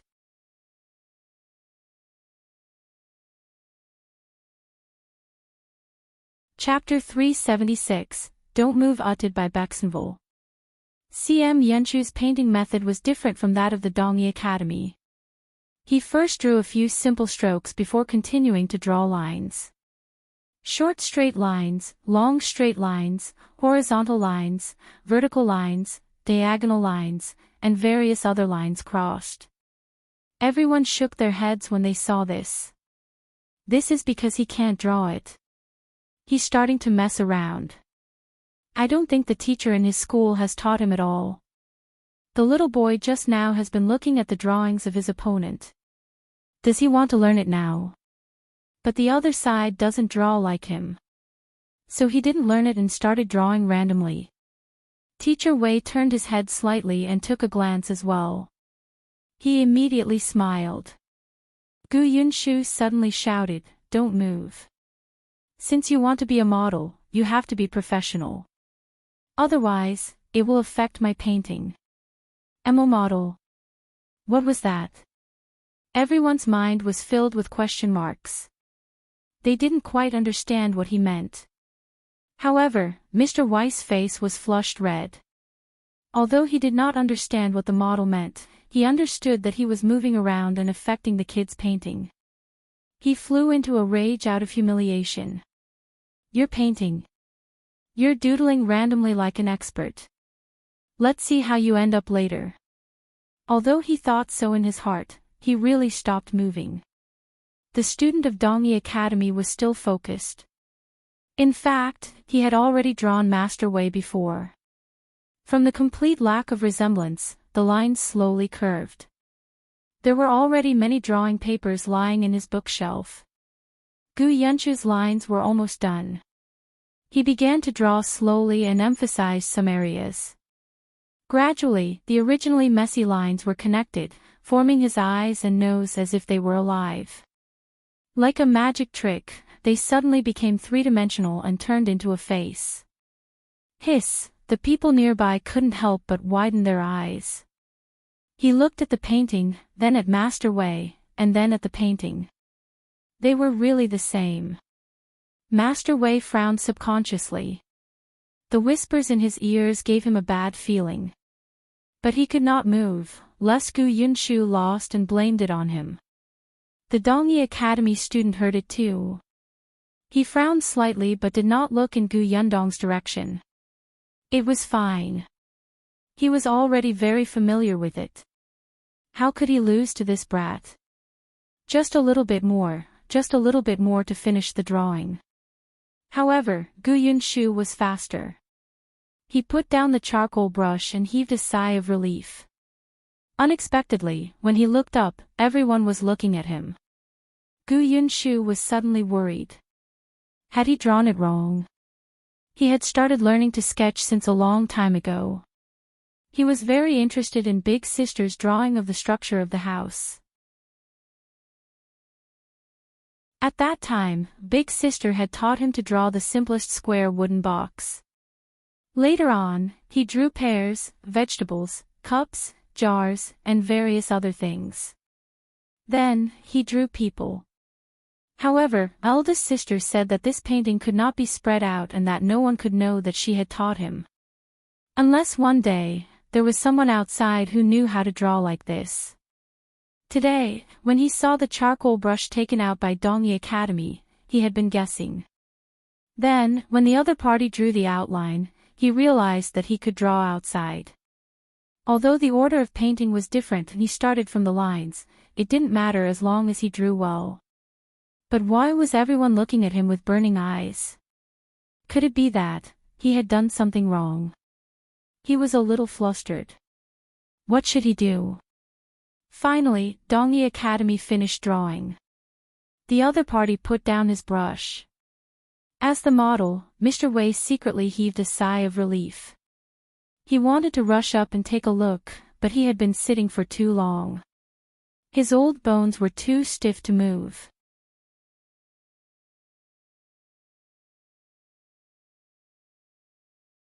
Chapter 377, Qin Wenjing is here uttered by Baxenville.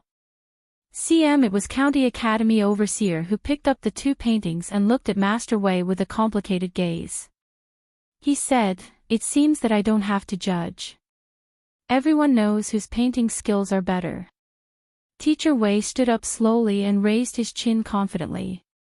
However, in the next moment, the overseer's words struck him like a bolt of lightning, almost breaking his bones. "I now announce that the winner is Gu Yunshu." Impossible. Teacher Wei suddenly regained his strength. He strode forward with his stiff legs and walked in front of the County Academy teacher.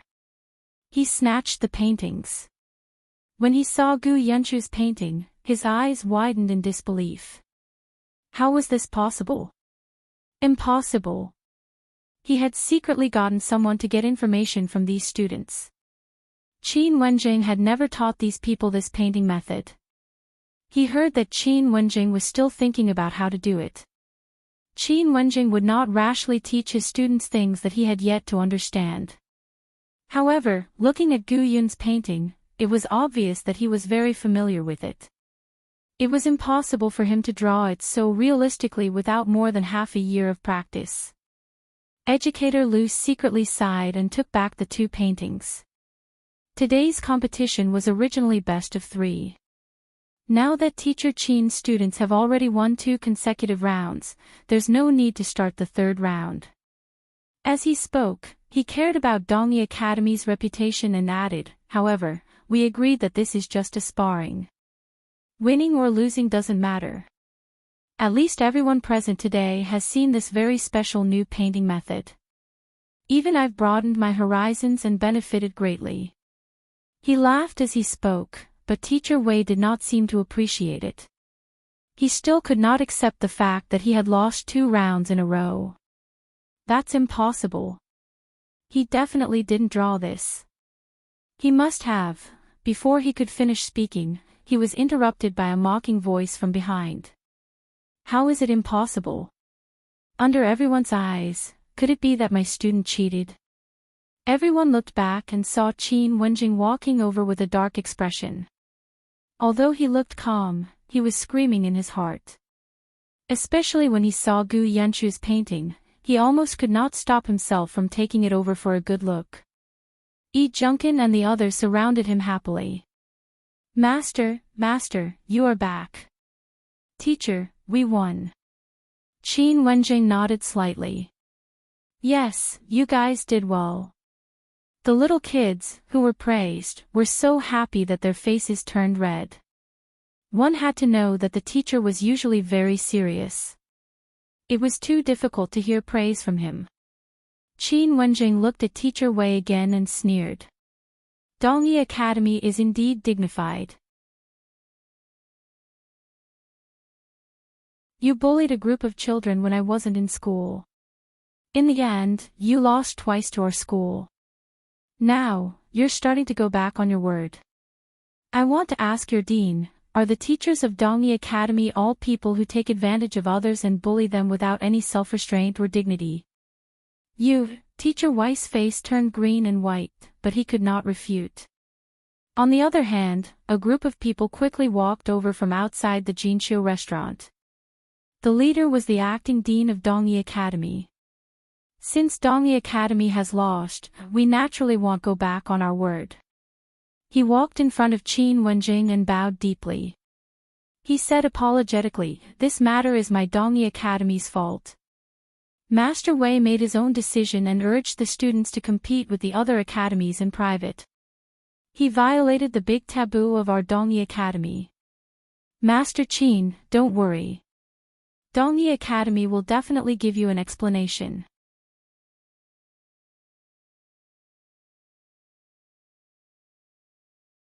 Chapter 378:1 Have to ask my big sister uttered by Bexenville.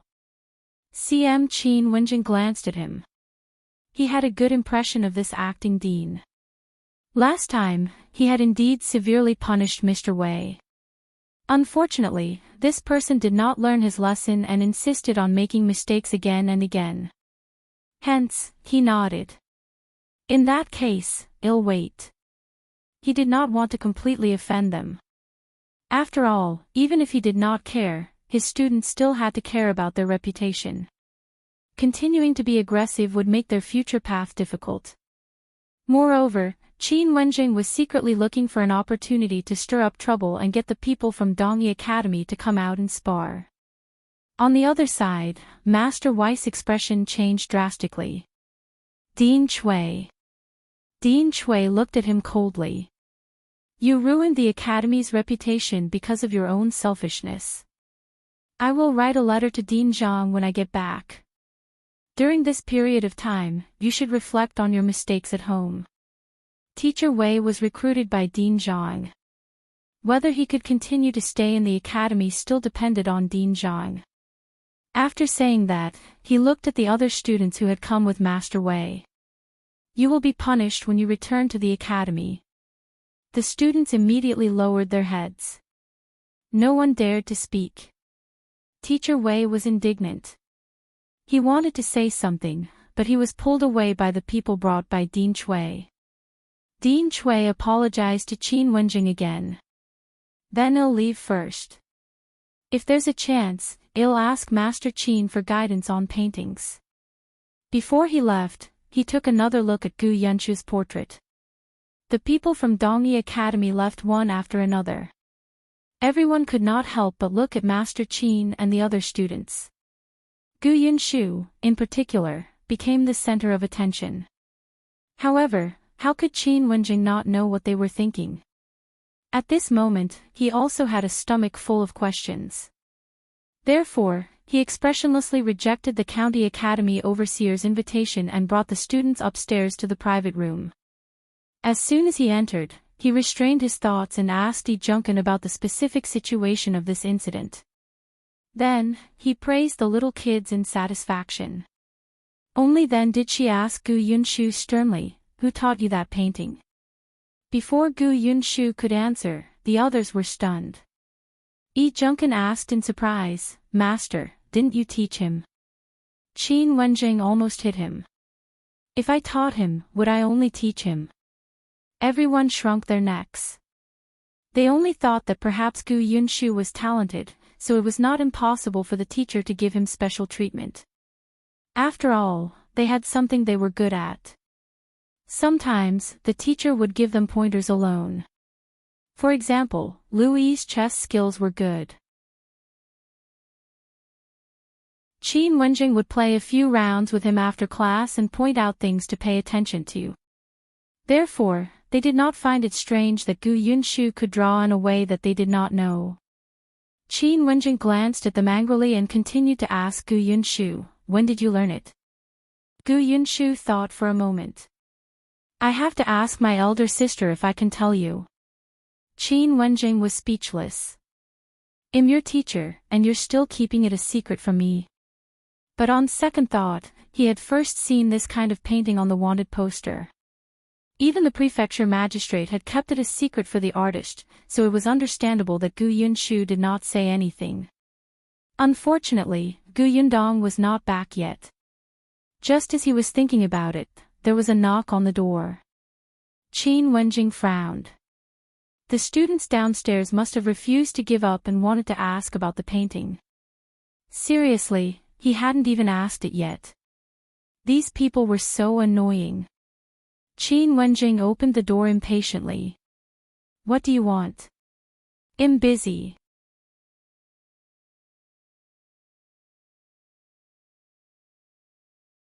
Chapter 379, Siblings Meet uttered by Bexenville. CM The person standing at the door smiled. Master Qin, long time no see.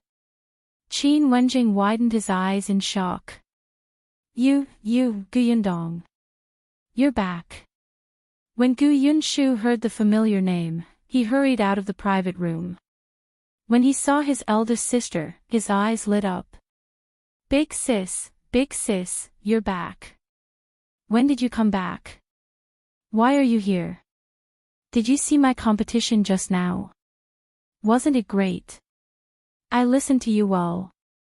When others came to bully me, I was imposing. He was overjoyed.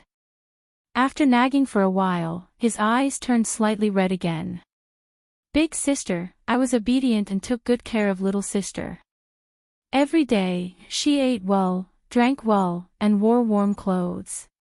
She didn't fall sick. The teacher said that I've improved a lot in my studies. Aunt Ko also said that I'm like an older brother. I just missed you and mother and looked forward to your return every day. The child was extremely obedient. Gu Yundong's heart ached and softened. After not seeing each other for a few months, Gu Yundong realized that this kind of kinship was really heartwarming and unforgettable.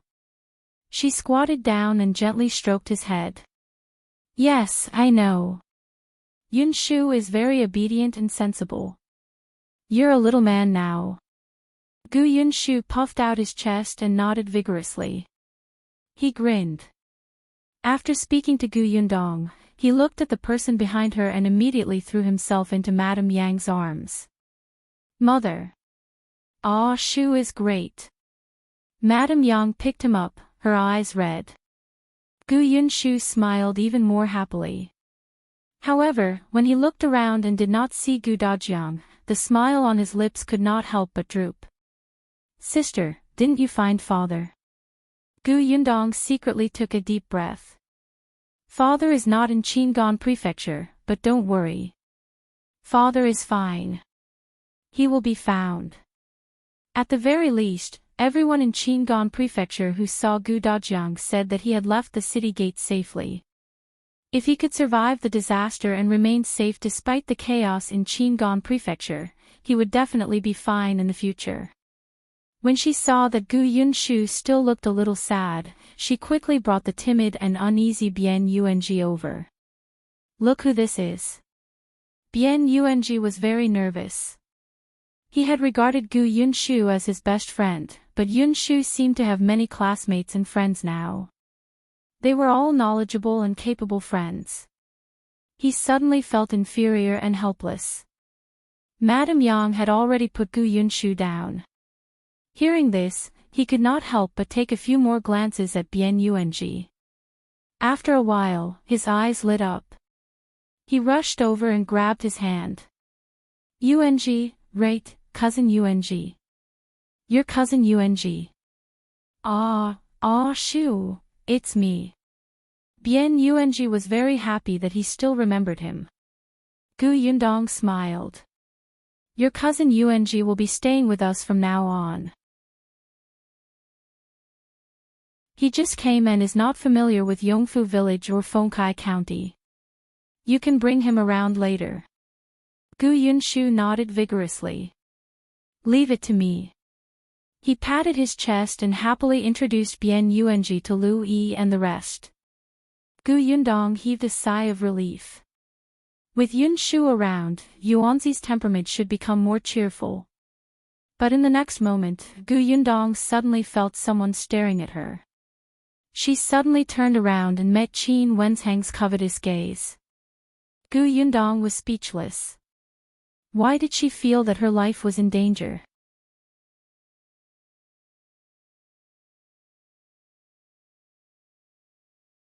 Chapter 380, That painter was actually Gu Yundong. Uttered by Bexenville. CM Gu Yundong was not the only one who felt the danger. Even Xiao Qingyuan could not help but frown and stand between them. Perhaps only Madame Gu knew what her husband's gaze meant. She touched her forehead and walked over to talk to Gu Yundong. When did Yundong come back? I just came back. I heard about what happened here, so I came over to take a look. I haven't returned home yet, Gu Yundong said as she walked in. However, Qin Wenjing kept following her, looking like he wanted to say something but hesitated. Gu Yundong could not take it anymore. Master Qin, if you have something to say, just say it. Well. Qin Wenjing was still a little embarrassed. After all, this matter was actually quite difficult. The prefecture magistrate was so tight-lipped that he refused to reveal a single word. Wasn't it making things difficult for Gu Yundong if he asked her? However, he could not help but ask in a low voice, who taught Yunshu how to draw? Gu Yundong was stunned. She did not expect him to look at her with such a burning gaze just to ask this. The corners of her mouth twitched. Suddenly, she seemed to have thought of something and asked, do many people know how to draw like this now? Qin Wenjing was a smart person and quickly reacted. He immediately nodded and said, indeed, many people have already learned it. I know of 3 painters in the prefecture capital. They have been practicing since they saw the wanted poster back then. Therefore, you don't have to worry about exposing that painter and bringing him danger. You're painting too. Qin Wenjing admitted straightforwardly, yes, and my painting skills are better than those painters in the prefecture capital. It's just that I keep feeling that something is missing. When I saw Yun Shua's painting today, I suddenly felt enlightened. However, I can tell that he's still a beginner after all. He's still too young. Gu Yundong fell into deep thought. Since the painters in the prefectural city knew how to do it, even if their drawings were average, at least if she created a missing person notice, it would not seem unique. This time, she wouldn't have to specially draw other missing persons to hide her identity like she did in Qingan Prefecture. Later, she would draw portraits of eldest aunt and the others and paste them. The chances of finding them would more or less increase. Gu Yundong. Qin Wenheng's angry voice suddenly sounded in her ears. She quickly turned her head and saw that his expression was dark and ugly. Gu Yundong blinked and asked softly, did you say anything just now? Qin Wenjing sneered. Her brother was still a student under him. As a family member, she actually did not have any reverence for him. It was simply outrageous. It was Xiao Qingyuan who said, Master Qin asked you, who is the master who taught Yun Shu to paint? It's me. There was nothing she couldn't say now. Qin Wenjing was so angry that he laughed. You really take yourself seriously. Gu Yundong raised her eyebrows and smiled. Qin Wenjing frowned and took a few more glances at her. Thinking of Yunshu's technique, he hesitated for a long time before asking uncertainly, was it really you? If you don't believe me, ask Yunshu. Qin Wenjing gasped. The person he had tried so hard to find was actually Gu Yundong. This person was right in front of him, but he actually didn't know. Qin Wenjing rubbed his chest. He felt that he had to calm down. After a while, he raised his head again. His eyes were shining as he looked at Gu Yundong excitedly. Tell me, what's so special about this painting method? What's the best way to start and what's the main point? Sure. Gu Yundong smiled. But if you want me to teach you, there will be conditions.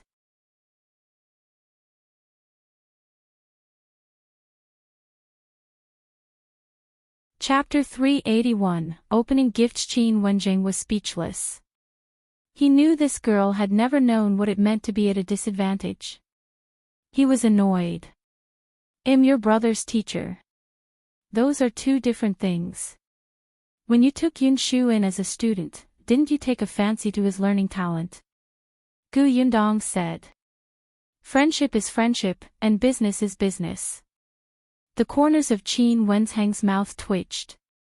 He rubbed his temples and scolded Gu Yundong in his heart. However, he slowly calmed down. "All right, tell me." Gu Yundong was satisfied. She pointed at Bian Yuanji, who was holding Gu Yunshu's hand and chatting with others. "Take in my cousin too." Qin Wenjing frowned and turned to look at the timid and inferior child. He thought for a moment and said, "It's not impossible, but if he's stupid and can't keep up with his studies, then you can't blame me. He cannot read like Yunshu, right?" That was true. Yunshu had Gu Dajiang. Although eldest Aunt Gu had also learned a few words when she was young, she could not learn a lot in that environment. Moreover, she had forgotten most of it. After Bian Yuanji was born, eldest Aunt Gu had probably only taught him less than 10 words. He did not have a foundation like Yunshu's, but Gu Yundong still felt that she should send him to school. Now that the conditions allowed it, reading and literacy were the most basic things for her. "Just teach him, Master Qin. It's not like I want him to take the high scholar examination and return as an honorable scholar. Studying can make people wise. It's better than knowing nothing." There was a rare hint of praise in Qin Wensheng's eyes when he looked at her. There were too few people in this world who had such thoughts. For example, which of these little kids in front of him didn't study for the imperial examination? When it came to Gu Yundong, she really studied for the sake of studying. "All right, since we've made a deal, you can tell me about the problem with the painting, right?" Madame Gu couldn't stand it anymore and pulled him back. "Yundong has just returned to Fengkai County and hasn't even come home yet, but you're already asking her all sorts of questions. At least let her go home to see her family. We can talk about other things after resting." Only then did Qin Wenjing react. He coughed lightly and said, "All right, I don't mind waiting 2 more days anyway. The competition here has ended.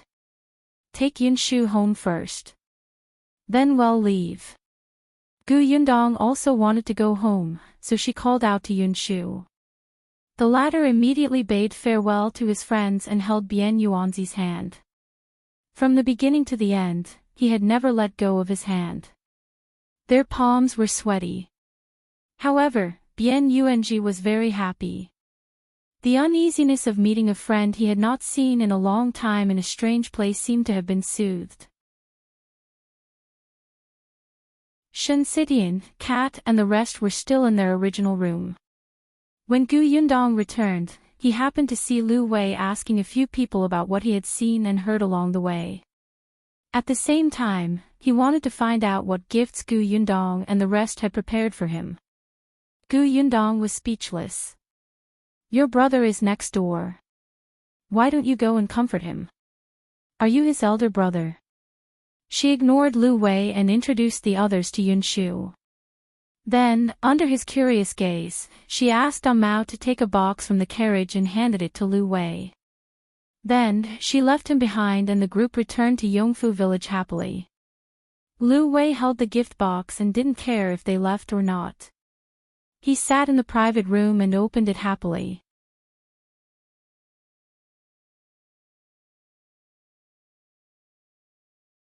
Chapter 382.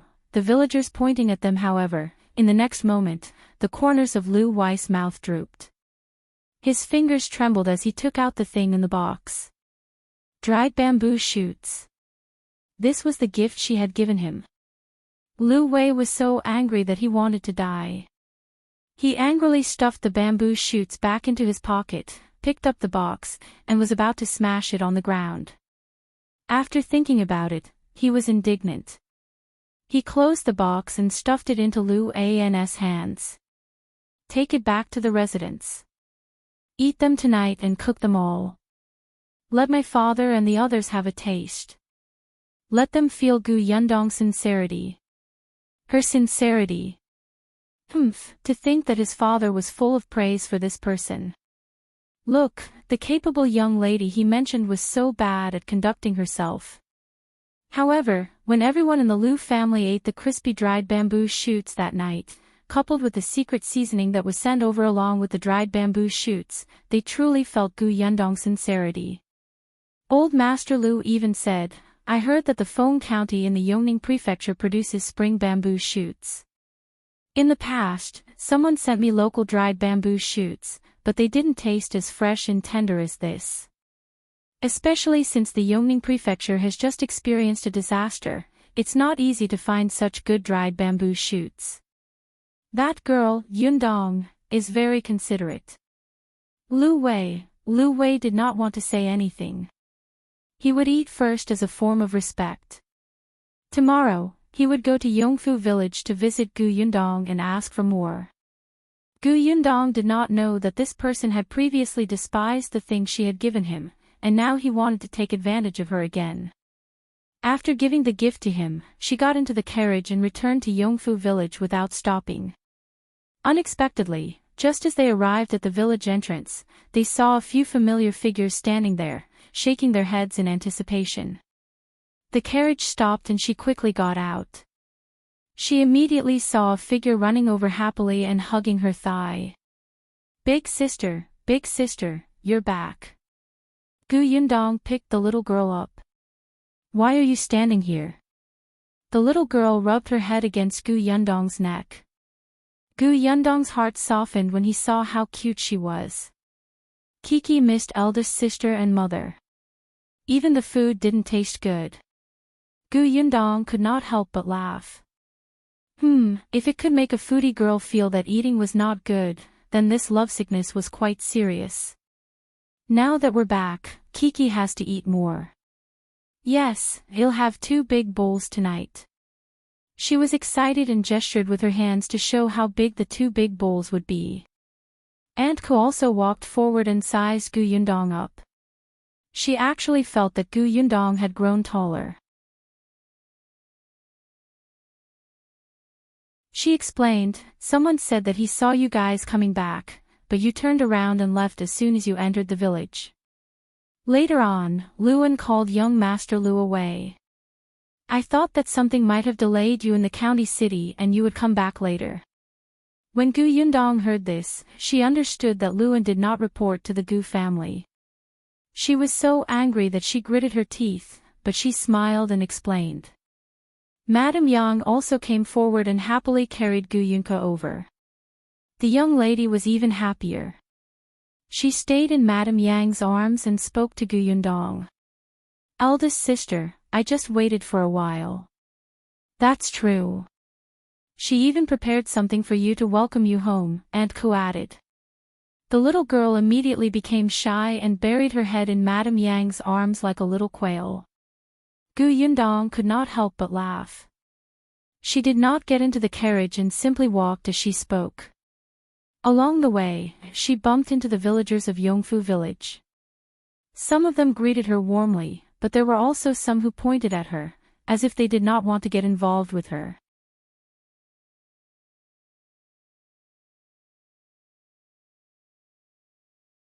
Chapter 383, You Eloped. Gu Yundong raised her eyebrows. After experiencing such treatment for the 3rd time, she could not help but look at Aunt Ku. Aunt Ku snorted. "Ignore them. They're just a bunch of gossipy old women who have nothing better to do." Gu Yundong found it funny. She was already gone. How could there still be her gossips in this village? What's going on? Aunt Ku originally wanted to tell her when they got home. But since she had asked, she did not hide it from her. "I wonder who spread the news that you eloped with Xiao Qingyuan."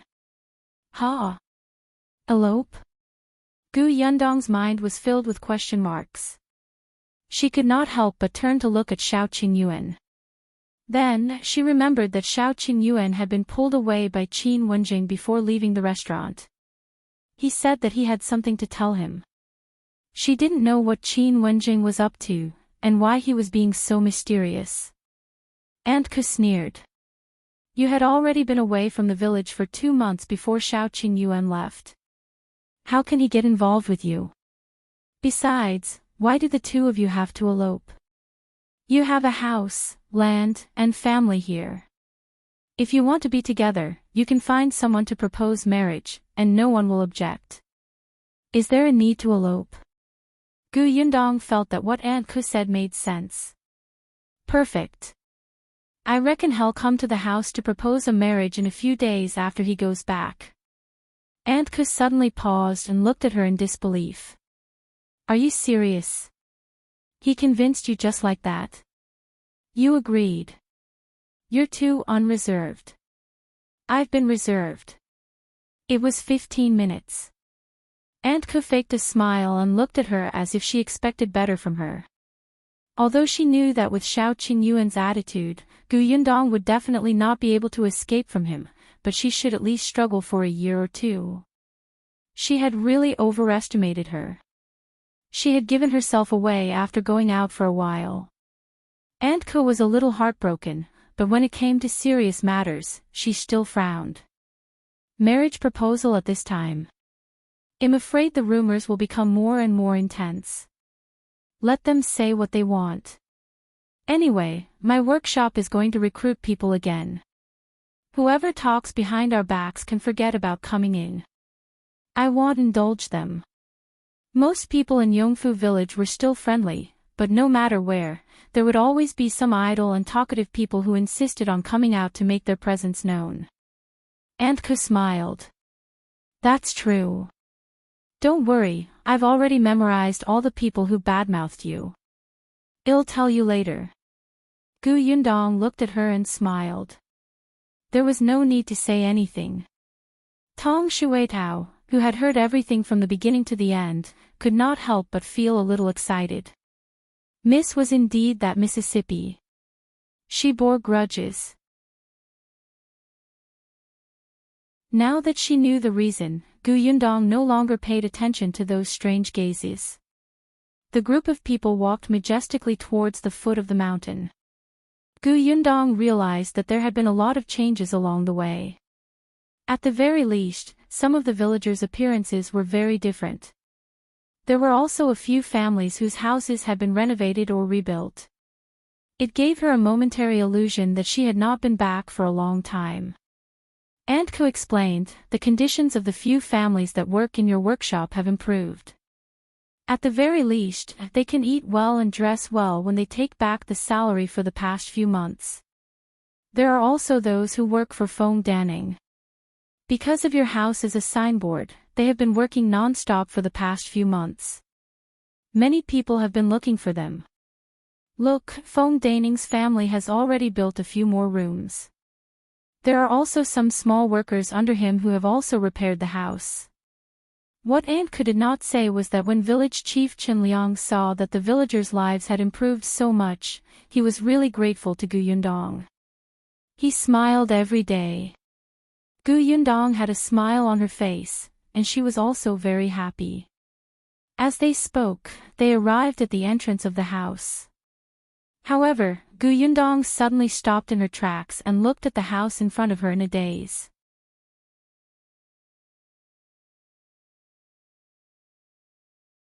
Chapter 384, Xiao Qingyuan's thoughts. Gu Yundong looked to the left and then to the right. Her mouth was slightly agape and she did not know where to go. Aunt Ku lowered her head and smiled. She had deliberately not said anything just now. Gu Yundong asked, what happened? Why were there two identical houses? Brother Xiao's house. Gu Yunke pointed to the house on the right and happily explained to Gu Yundong. Xiao Qingyuan's house. Aunt Ku finally had enough of laughing. She said softly, after you left, Xiao Qingyuan bought the land behind his house. Then, he asked Feng Danning to build a green brick-tiled house. It's no different from your house. Gu Yundong was speechless. Xiao Qingyuan was really making a big deal in silence. The two of them had been together for so long along the way, but he actually held back and did not mention it. Aunt Ku finally understood Xiao Qingyuan's thoughts. Anyway, this house was designed by Gu Yundong, so she definitely liked it. He could just build the same one so that she wouldn't dislike it. However, his house was indeed eye-catching. The Leaf family had come to the vicinity more than once. This family was really interesting. When Xiao Qingyuan was around, they didn't even dare to approach it. After he left, they looked envious and wanted to move in. They even went to look for Qinliang. Unexpectedly, Lu Wei came over. He directly dragged his luggage and moved in. It was precisely because of this new house that he stayed in Yongfu village for more than half a month every month. Although the Li family coveted this house, they didn't dare to offend Lu Wei. They had tried to come over to talk to him several times, but were chased away by Lu Wei's servant, Luan. Now that Xiao Qingyuan was back, they could forget about it. Gu Yundong took a few more glances at Xiao Qingyuan's house and found it rather interesting. They looked exactly the same on the outside, but she did not know what was inside. She thought about it as she walked through the front door. It was only at this moment, standing in the familiar front yard, that she suddenly felt her heart calm down. She was back. This was her home, a place where she could relax completely. She turned around and looked at the Tong family. It's been hard on you all during this period of time. The Tong family shook their heads in unison. It's not hard. It's good that Madam and Miss are back. The hot soup and water have been prepared. Miss, do you want to rest for a while? It was a little late now. Gu Yundong had traveled a long way and indeed wanted to take a hot shower to relax. All right. Gu Yundong nodded and introduced Shen Sitian and the rest. Miss Shen will stay at our house first. Mao and the others will stay at Brother Xiao's house. If Xiao Qingyuan still lived in his old house, Gu Yundong would not let them go. But his house was so big now. It was too empty and lonely for Xiao Qingyuan to live alone. Bian Yuanji and Yunshu shared a room. Previously, Yunshu had stayed with Yang Kiki. Now that Yuanji was here, he had a companion. The two little fellows had already discussed it on the way. Bian Yuanji was originally a little nervous, but when he heard that he could be with Yunshu, he hurriedly nodded and agreed. On the other hand, Gu Yunke took a few more glances at Bian Yuanji. She had not noticed earlier, but now she realized that her brother had been holding hands with a little brother. The little girl pouted. In the past, every time her brother came back, he would call her sister loudly and pat her head. Not today. Angry. But when she saw Gu Yundong, she became happy again. Alright, since she didn't talk to her brother immediately today, they were even. She wasn't angry anymore. After mentally preparing herself, the little girl walked to Bian Yuanji and asked, "Who are you?"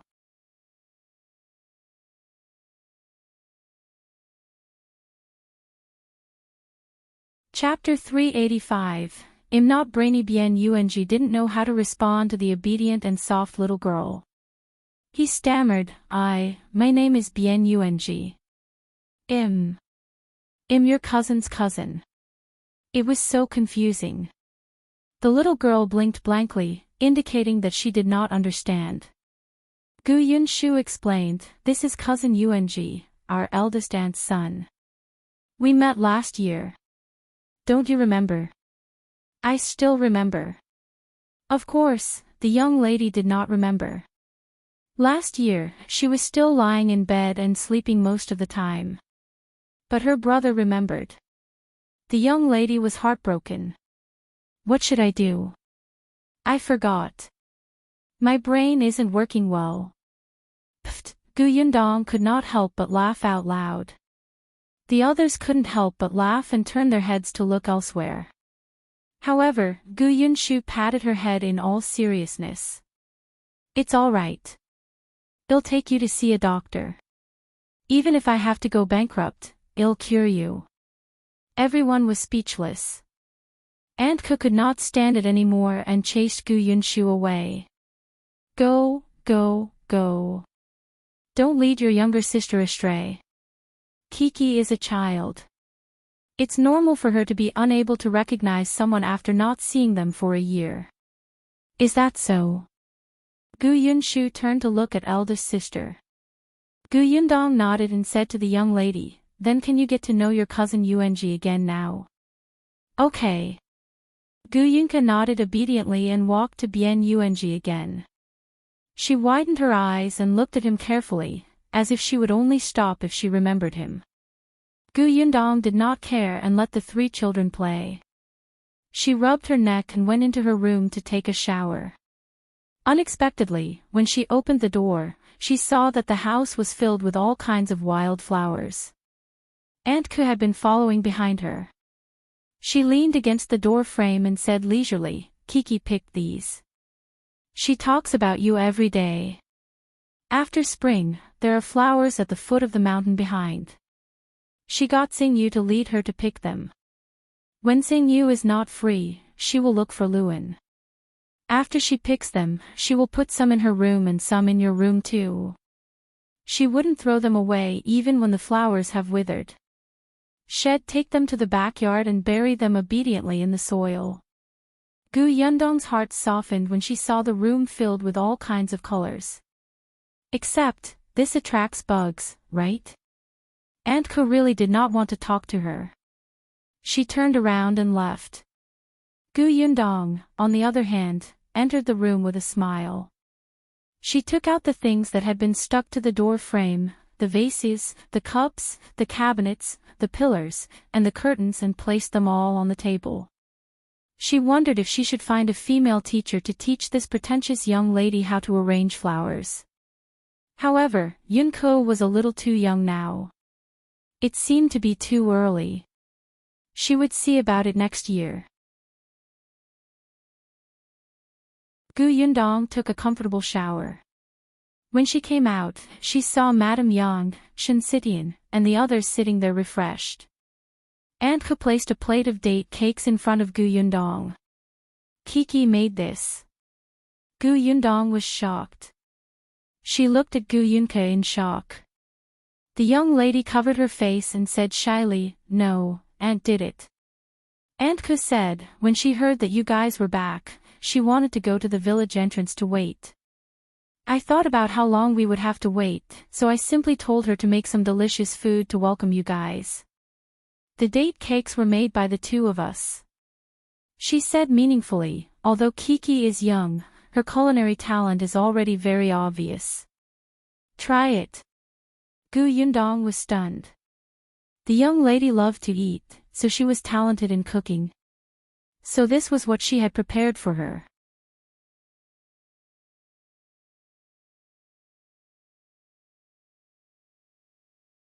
Chapter 386, The Things in the Village. She tasted it and smiled when she met Gu Yunk's expectant gaze. It's delicious. The little girl shyly pounced into her arms again and gave Madame Yang a date cake. Everyone at the table laughed. It was at this moment that Tong Shuidao walked in with a basket of fresh vegetables. Auntie Dong came just now. She knew that Madame and young Miss were back and wanted to come and visit. However, seeing that it was already late, she was afraid of disturbing young Miss' rest, so she didn't come in. Instead, she stuffed this basket of vegetables over. Although the Gu family also had a backyard, it was used to refine white sugar. Even if they planted vegetables, they could only open up a small piece of land in a small corner. Aunt Ke had only planted a little. Dong Xiulan was still working in the workshop and had just returned. She was naturally very happy to hear that Gu Yundong had returned home. Speaking of her, Gu Yundong could not help but think of Zhang Hu. He asked Tong Shuitao, how's Uncle Zhang's leg? I'm much better. He can already walk on my crutches. The doctor said that he'll recover soon. He just has to be careful not to bump into anything or freeze. That's good. Uncle Zhang's leg had recovered, and the Zhang family's life would slowly improve in the future. Aunt Ke told her about what had happened in the village after she left. After Feng Danning finished building Xiao Qingyuan's house, he started building the workshop. It's almost done now. I'll go take a look tomorrow and see what's not good. They might be able to change it after thinking about it. The village chief's sister-in-law, surnamed Fong. I heard that you rented her house for a period of time in the past. 2 months ago, the daughter got married and moved into town. It seems that her mother followed her. How can a married daughter bring her mother along? She's really reckless. Ahem, Tong Shueitao reminded her, and her mother rented another house in town and didn't live in the Wu family. That's still outrageous. Aunt Ke snorted coldly. She had asked around and found out that this mother-daughter pair had given Yundong's family a hard time. It was as if it was so amazing to have a dilapidated house. They even despised Gu Yundong and chased her out after she stayed for a few days. Tong Shueitao stopped talking. Aunt Ke continued, I heard that their house is now rented to another person, a man from town. I don't know what he's doing in the village. It's not easy to find out. Also, many people in the village are planting sugarcane now. I heard that when you collected sugarcane last year, you purchased from all the families in the nearby village. Those people earned money, so the villagers were a little envious. They asked Chen Liang to ask Xiao Qingyuan if he would purchase their sugarcane if they planted it in the future. Xiao Qingyuan said that as long as the sugarcane is good, well, accept it. However, everyone doesn't dare to plant too much. Almost every family has some, but not a lot. By the way, a few days ago, many people came to inquire about when your workshop would be recruiting again. Not only did the villagers came to ask, but people from the neighboring villages also came to ask. Aunt Ke rambled on for a while, but Gu Yundong had just returned. She could talk about the rest another day. Seeing that it was getting late, she asked the Tong family to serve the meal first. Just as the dishes were served, Xiao Qingyuan returned. He should have already returned home. He came over after changing his clothes, and his hair was still a little wet. Gu Yundong was very curious. After dinner, she asked him impatiently, why did Mr. Qin look for you?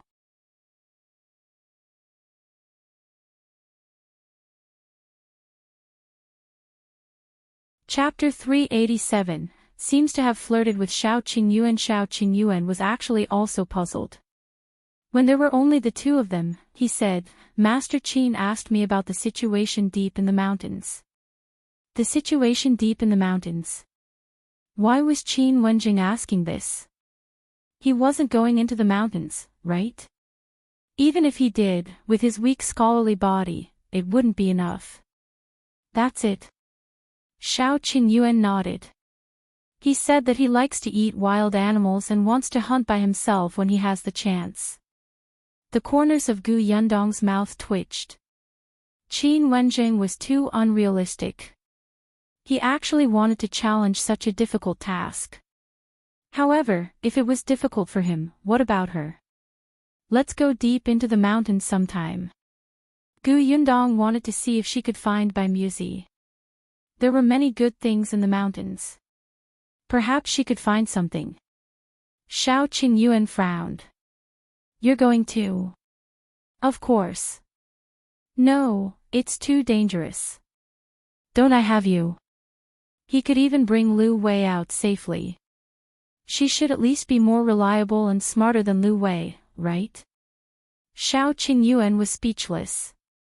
He lowered his head slightly. After a while, the corners of his mouth curled up for a moment. He said in a low voice, yes. Gu Yundong blinked and finally reacted. Could it be that she had accidentally flirted with him just now? In terms of relationships, she was still very inexperienced. At this moment, she was a little embarrassed. She cleared her throat and quickly changed the subject. By the way, why did you build a house just like mine? Don't you like houses like this? I'll be your home in the future anyway. Gu Yundong felt that he was flirting with her too, but her heart was very warm.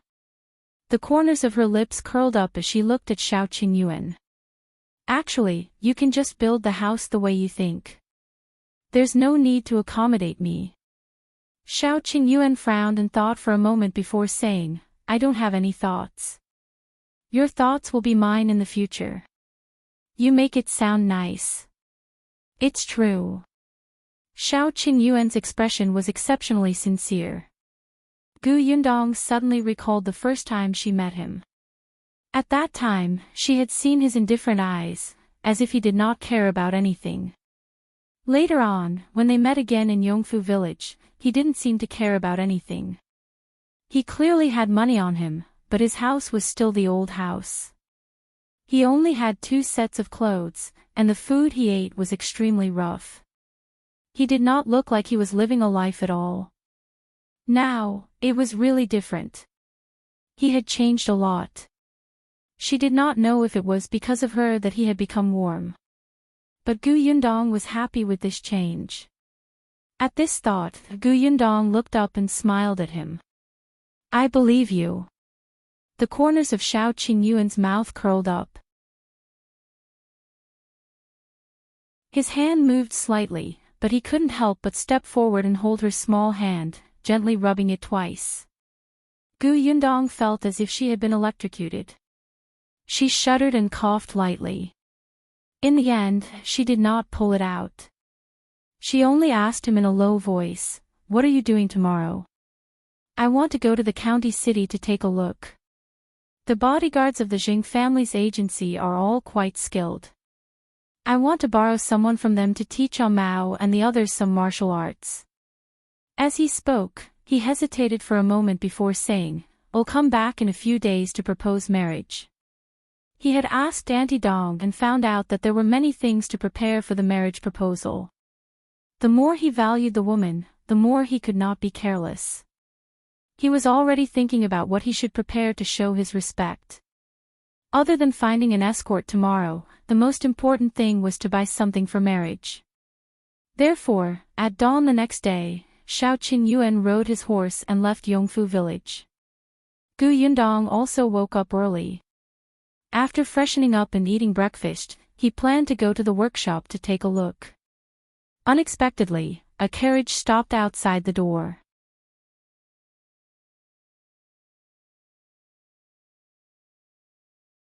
Chapter 388, Going Back on Your Words. Gu Yundong paused.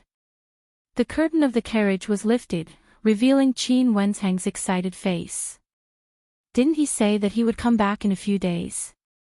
It had only been one night. As a teacher, how could he go back on his word? Gu Yundong's condemning gaze landed on him. After Qin Wenjing got out of the carriage, he immediately said, I'm here to bring the new student to school. I also came to ask you a few questions by the way. Gu Yundong chuckled. Why didn't he find a more convincing excuse? Isn't it a holiday today? Qin Wenjing did not like Gu Yundong. Really, she did not know anything about the ways of the world. Must she say everything out aloud? This made him look like he was not very smart. Back then, he was the popular top scholar in the capital. Fortunately, Gu Yunshu and Bian Yuanji quickly ran out. They respected their teacher, Qin Wenjing. They took him inside in awe. Bian Yuanji had heard from his cousin last night that she wanted him to study in school. He was so excited that he didn't sleep for half the night. He had been in the Gu family for nearly half a year, so he clearly understood what it meant to live under someone else's roof. Even though his cousin said that he would be her family from now on, he still had a line in his heart. He knew that he could not be willful and could not take all the benefits for granted. He had already thought it through. He would do more work at home in the future. In any case, he was already familiar with it. Unexpectedly, as soon as they arrived in Fengjiang County and before he even entered the house, his cousin had already found a teacher for him. He also knew from Shu how strict this teacher's standard for students was. Even if one had money, one might not be able to become his student. Many years ago, Teacher Qin was even a top scholar. In the past, even when he saw elementary scholar in his hometown, it was already very impressive. Not only did his cousin ask him to read and write, but she also spent so much effort to find such a good teacher. The house was good too. The blanket was warm. After Ah Shu fell asleep last night, he had actually cried secretly. He felt that the pain he had suffered previously was no longer important. Bien Yuanji was still a little nervous when he saw Master Qin. Fortunately, Qin Wenjing was quite patient with his students. He asked a few gentle questions and learned the general situation. He asked him to go to school with Gu Yunshu tomorrow. Knowing that he felt a little inferior and uneasy, the teacher even praised him. Sure enough, Bien Yuanji immediately smiled shyly and foolishly before he was pulled away by Gu Yunshu. When Qin Wenjing saw them leave, he immediately went to look for Gu Yundong. Come on, tell me how to get started with the new painting method. Were you really the one who drew the wanted poster in the prefecture capital? How long have you taught Yunshu? Why do I feel that something is wrong when I draw it? Actually, Gu Yundong had wanted to leave quietly when he was talking to Yunshu and Yuanji. She had just returned to the village and had a lot of things to do. However, Qin Wenjing was eyeing her covetously. From time to time, he would look at her. As long as she showed signs of leaving, he would immediately stand up and follow her. Gu Yundong could only wait for him to finish speaking to Bien Yuanji. Regarding Qin Wenheng's question, Gu Yundong did not intend to answer him in detail. She simply took out a charcoal pencil and paper and started drawing in front of him. She would draw the simple ones first, such as the square box in front of her, and then draw people. Qin Wenjing was known as a young genius. He was already a top scholar at a young age. It was better to show him in detail. Gu Yundong felt that he would be able to understand it better this way.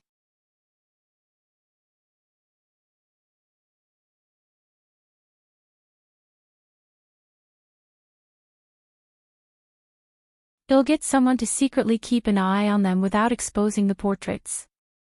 Gu Yundong nodded and lowered his head to continue drawing. Qin Wenjing said, moreover, according to you, the commander your father met back then was Commander Zhao from the Xuanhe prefecture. Ever since he contributed to pacifying the chaos, he has already gone to the capital. I'll write a letter and ask my friends in the capital to ask Commander Zhao if there's any news of your father. Gu Yundong's eyes lit up and she could not help but stop drawing. Thank you. There's no need. Actually, you said that your father only left Qingan Prefecture half a month after quelling the chaos. He must have confirmed that you were not there and even learned about your whereabouts. There are only two places he can go. One is Gu Village, and the other is Xuanhe Prefecture. Gu Yundong thought so too. If her father was in Xuanhe Prefecture, using Qin Wenheng's help would naturally be better than finding a needle in a haystack. She finished drawing the portraits and handed them to Qin Wenjing. Before he left, she couldn't help but ask.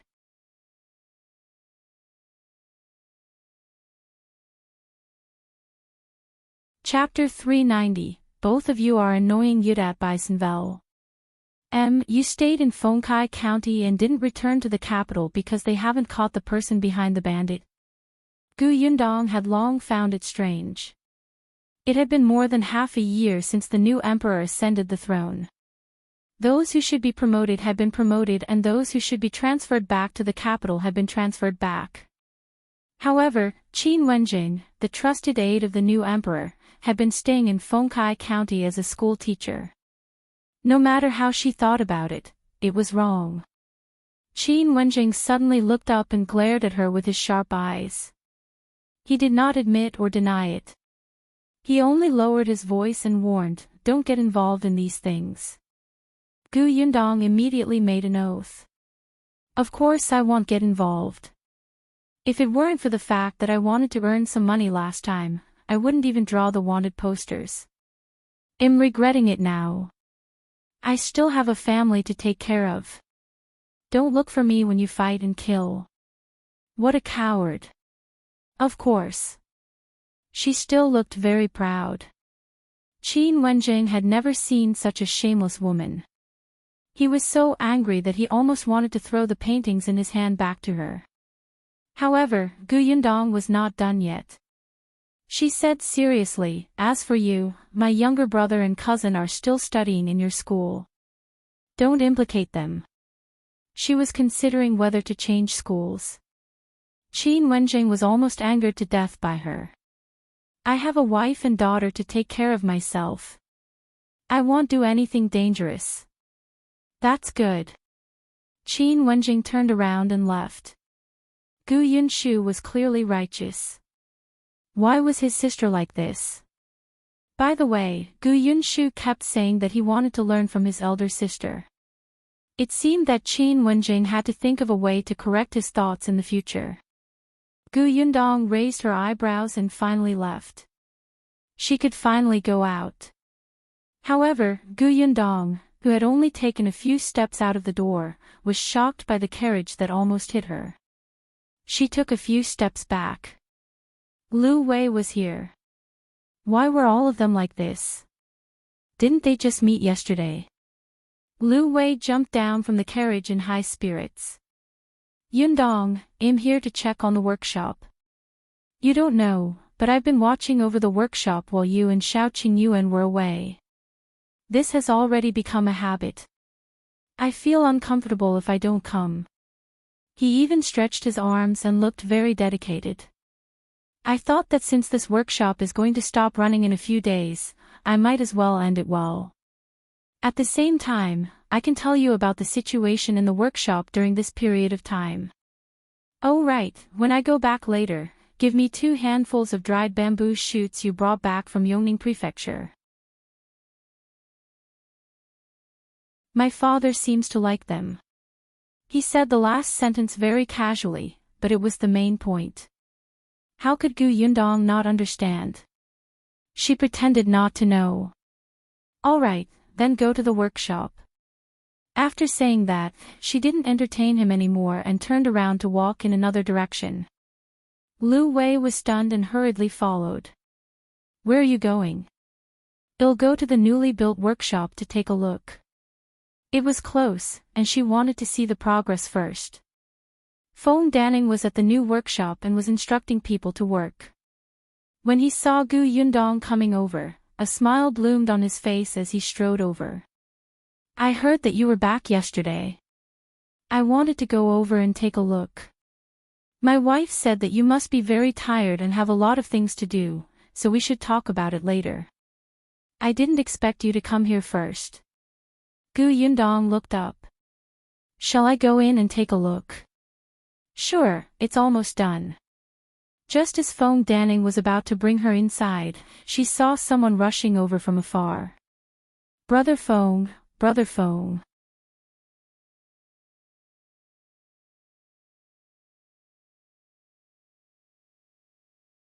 Chapter 391, My surname is Jiang Sanvel.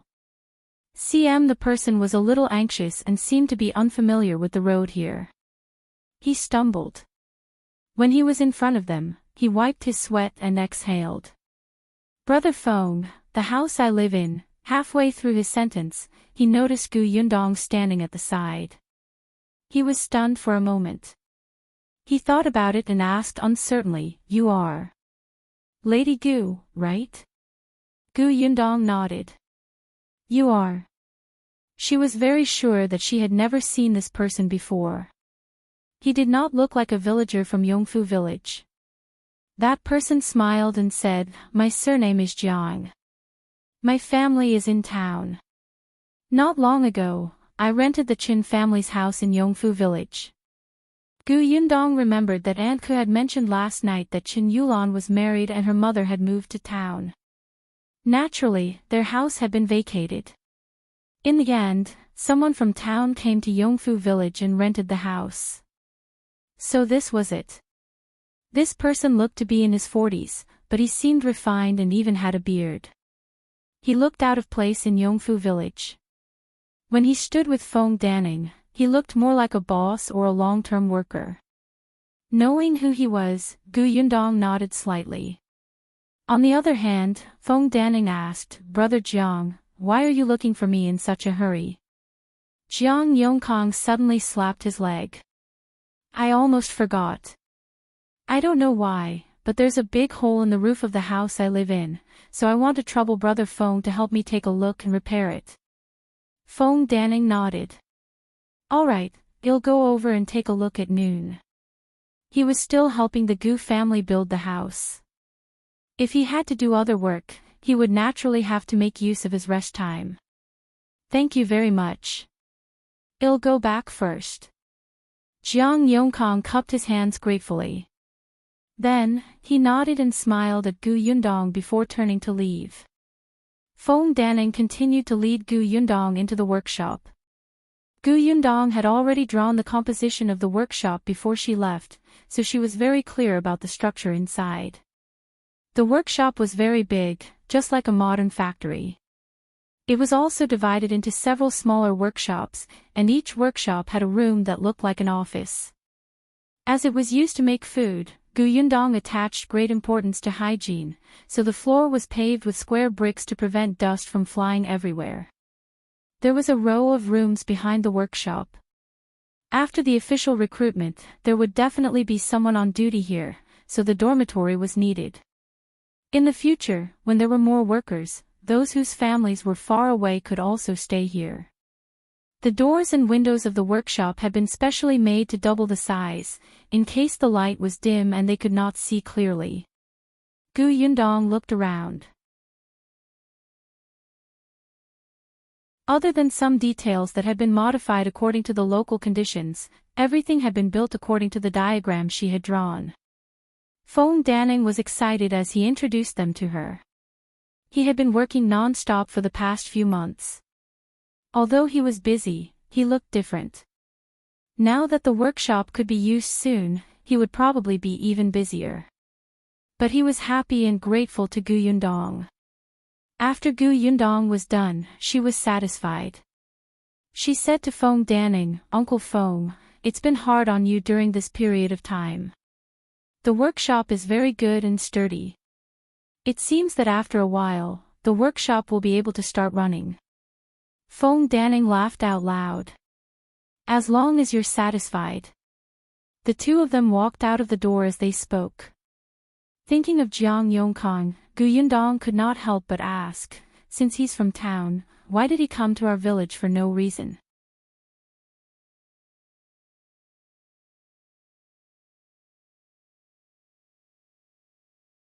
Chapter 392, Meeting My Future Sister-in-Laws in Vel. It seemed that Feng Danning and Jiang Yongkang had interacted a few times and knew the inside story. When he heard this, he smiled and said, Brother Jiang was sick previously. It's especially easy for him to wake up at night. He can't sleep well. The doctor said that the most important thing for him is to rest well. He can't sleep for more than 4 hours a day. Isn't his condition worse? But there's nothing he can do. Feng Danning shook his head and sighed. He just had a grandson a few days ago. Doesn't a newborn child cry hard in the middle of the night? Seeing that his complexion is getting worse and worse, the son wanted to bring his wife and children out to rent a house to live in. Brother Jiang didn't agree and said that the houses in town are very expensive now. He simply ran to the village here to find a house to live in. Gu Yundong understood. It just so happened that Madame Fong and her daughter had vacated the house. Yongfu village was not far from town, so it was just right. Feng Danning sighed. Speaking of which, our village is really blessed now, especially after you came. Look at this village. Many people's lives have improved. Brother Jiang looked so haggard when he first came. He's in good spirits now, right? He's already fine, but he couldn't bear to leave. He said that he wanted to stay for a while longer. Gu Yundong smiled. As they talked, she had already returned to the Gu house. After offering Feng Danning salary, she left him to do his own work. It was already lunchtime, so Gu Yundong decided to visit the workshop in the afternoon. She didn't know when Lu Wei had returned. At this moment, he was standing at the side and talking to Aunt Ku about making dried bamboo shoots for lunch. Gu Yundong's forehead could not help but twitch. This guy was really promising. However, after he finished eating, he took 2 large bundles of bamboo shoots back. In the afternoon, Gu Yundong went to the village chief's house. During her absence, Chen Liang had been taking care of their family, so she naturally had to thank him. Madame Zhou held her hand and chatted with her for a long time. Gu Yundong saw that she seemed a little haggard. Although she was smiling, she seemed a little distracted. Gu Yundong did not disturb her further. After exchanging a few pleasantries, she left. When she passed by the Shi family, she saw that their door was open. She knocked and entered. He Yi was the only one in the Shi family. When she saw her enter, she quickly stood up and made her some sugar water. "Miss, take a seat first. Dashin is in the field. I'll go find him." "No need." Gu Yundong stopped her. "I saw that the door was open, so I came in to take a look. I also wanted to ask if there were any problems with the sugarcane field." Yes, life was better now. Her face was rosy and she had gained some weight. However, she was still timid. When she saw Gu Yundong, she was still a little uneasy. "No problem. That piece of land is good. The sugarcane has been planted. It's growing well now. Oh right, there's also the 50 acres of orchard. Our Dashin and Gaoxing's father have planted the fruit trees. Do you want to take a look?" Gu Yundong shook her head. "Let's go another day." "That's fine too. Dashin also said that Miss will definitely have more fields in the future. Whenever he's free these days, he helps you look for good ones. There are a few good ones. Miss, you're back. You can go and take a look later." Gu Yundong's eyes lit up. "Really?" "Yes." He also smiled. At this moment, Lan Hua returned. Before she entered, she said, "Mother, I went to take a look. It's not bad." When she entered the house and saw Gu Yundong sitting there, she immediately felt a little embarrassed. "Sister Gu, you're here. You look quite happy. What did you see?" Lan Hua chuckled. "I went to see my future sister-in-law."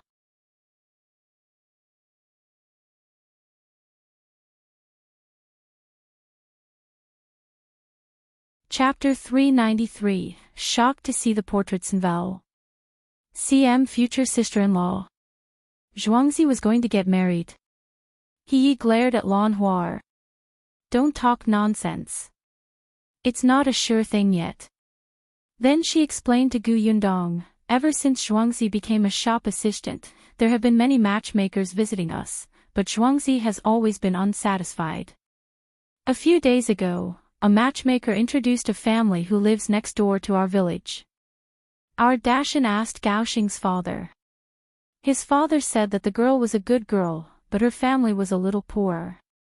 Zhao Zhu was reliable. He was from the same village as that girl.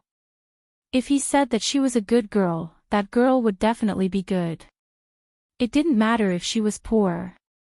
Their family had been poor half a year ago. If they hadn't been lucky enough to meet the Gu family, Zhuangzi wouldn't even be considered a man ready to be married now.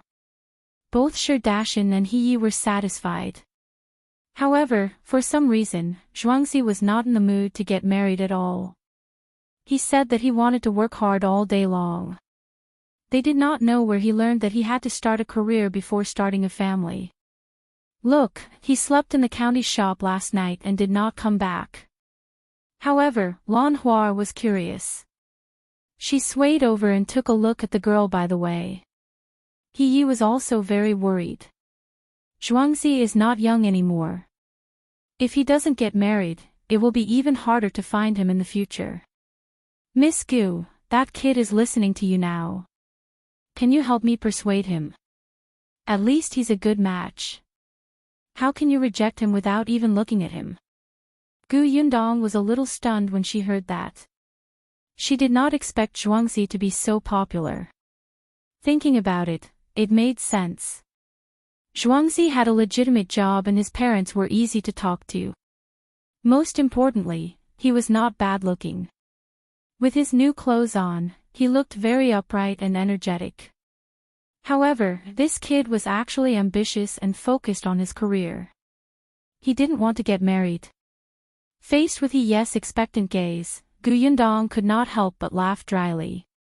She could only nod and say, "All right, I'll help persuade him later."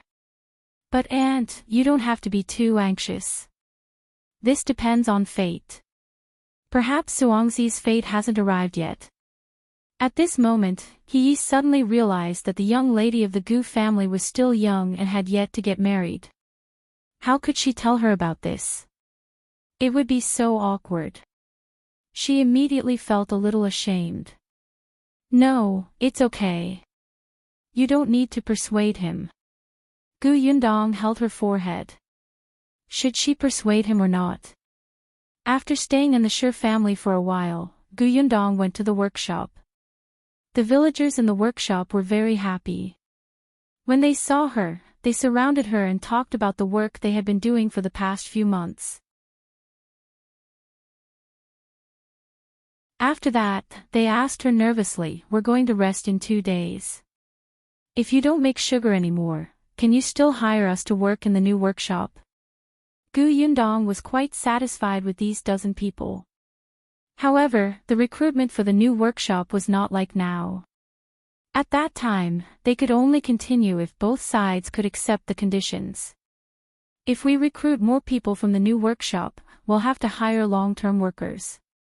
Long-term workers are different from short-term workers. Think about it carefully these few days and see if you want to come. We'll talk about other things when you come over." Everyone fell into deep thought when they heard that. Gu Yundong only went back after she was done with the workshop. She didn't expect Xiao Qingyuan to still not be back at night. Didn't he go to the bodyguard agency to look for someone? Could there be something else? Xiao Qingyuan aside, Qin Wenjing had already taken the portraits Gu Yundong had given him and asked someone to bring them to the Shuana prefecture to paste them on the wall. Not long after they were pasted, an old woman carrying a basket came over to join in the fun. With just one look, her expression changed on the spot. She hurriedly squeezed out of the crowd and left in a hurry.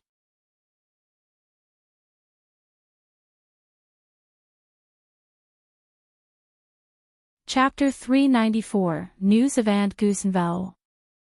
The old woman's expression was tense.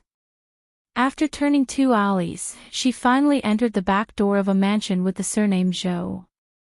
Then, she passed through the corridor and hurriedly walked towards the snow-blowing garden. On the way, she encountered a maidservant who asked her a question. She did not bother to answer and only handed the basket to her. She had already entered the courtyard. There was only one woman in the room. She was dressed in gold and jade and was lazily leaning against the couch, eating peaches. Seeing her rush in, she raised her eyebrows slightly. "Mrs. Ren, what's wrong with you? Look at how flustered you are." Mrs. Ren looked around and saw that the maidservants were all outside. She took 2 steps forward and whispered a few words into the woman's ear. When the woman heard this, she immediately straightened her body and frowned slightly. She did not even bother to eat the peach. "Are you serious? Is that portrait really the same as Gu Daifeng's?" Mrs. Ren thought for a moment. "It's a little different. There's a scar missing from that portrait." The woman narrowed her eyes slightly and frowned thoughtfully. Who would look for them? Is there anyone they know in Shuanhe Prefecture? By the surname of Ku? She thought for a moment and instructed Mrs. Ren, "Go and find out who that family in Fish Rice Alley is." "All right." Mrs. Ren turned around and was about to leave when the woman stopped her. "Wait, be quiet. Don't expose yourself. Also, go to the backyard and give the order." From today onwards, she's not allowed to walk around casually. She's not allowed to leave the Zhou family. All right. After Mrs. Ren left, the woman no longer had the mood to eat. She just waited anxiously for news from Mrs. Ren. It was only when the sky was about to turn dark that Mrs. Ren returned. However, from her expression, it did not seem to be going well. I've asked around. The Ku family in Fish Rice Alley only has a widow whose husband has died. She has lived in Fish Rice Alley for many years. It's just that I don't know where this woman has gone recently. I asked the neighbors around and they said that she left after the new year. I asked in detail, and the neighbors asked about my identity. I couldn't say it directly, so I said that I was an old friend of that woman. In the end, the neighbors seemed to be suspicious and asked me to go to the Nye Manor to look for young Master Nye. Nye Manor. The Nye Manor belonged to a large family in the Xuanhe prefecture. They had a lot of connections and backers. Just that mansion alone was more than 2 times larger than the Zhou family. Mrs. Ren sighed. Our Zhou family has just arrived at the Xuanhe prefecture and our foundation is unstable. It's difficult for Old Master to get in touch with the Nye family. If we offend the Nye family, Old Master will probably be furious. It's not good for me to ask around, so I came back. The woman's expression turned ugly. She secretly scolded Mrs. Ren for being useless, but she suppressed it and did not say anything. After a while, she said, I didn't expect Gu Dafeng to get close to the Nye family. Don't let anyone know about this, especially Master. Also, find someone to put up another notice on the wall when no one is paying attention at night. At least cover half of that portrait for me. I'll do it now. Seeing her leave, the woman became even more frustrated. After a while, she finally couldn't help but go to the backyard. Gu Yundong did not know that the eldest Aunt Gu she was looking for was in Xuanhe Manor. As soon as she finished her dinner, Aunt Ke pulled her over for a heart-to-heart talk. The two of them entered Aunt Ke's house. The moment they entered, Aunt Ke asked with a dark expression, What exactly are your plans for Miss Shin? Should just stay at home.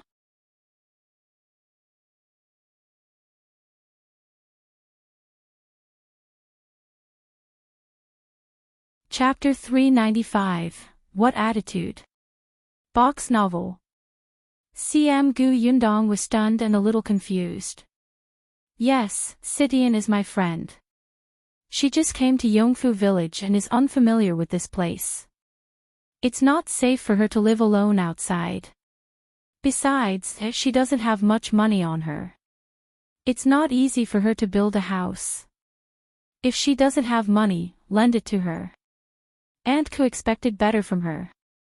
When did you become a bodhisattva who saves all living beings from suffering? You took her in when she was homeless. Aren't you afraid of causing trouble for yourself? Gu Yundong blinked and asked uncertainly, Did Shin Sidian offend Aunt? Not really. Then how? She looked like she wanted to chase the woman away. Aunt Ko took a deep breath. Are you really stupid or are you pretending to be stupid? Shin Sidian is so good-looking. She has breasts and buttocks. You're like a little bean sprout in front of her. You're completely inferior to her. Why was she just a bean sprout? She had been growing very well recently, okay? Moreover, her face was not bad either. Why did it seem to Aunt Ko that she was still the sloppy little girl who had fled to her house half a year ago? That's right, Aunt Ko had already fixed Gu Yundong's image. No matter how well she dressed up, she still felt that Gu Yundong was the same person whose gender was uncertain. You have to be more careful. Xiao Qingyuan is successful now and he's tall. Such a handsome man hasn't gotten married yet. Those girls in the village must be blind. That Miss Shin looks smart.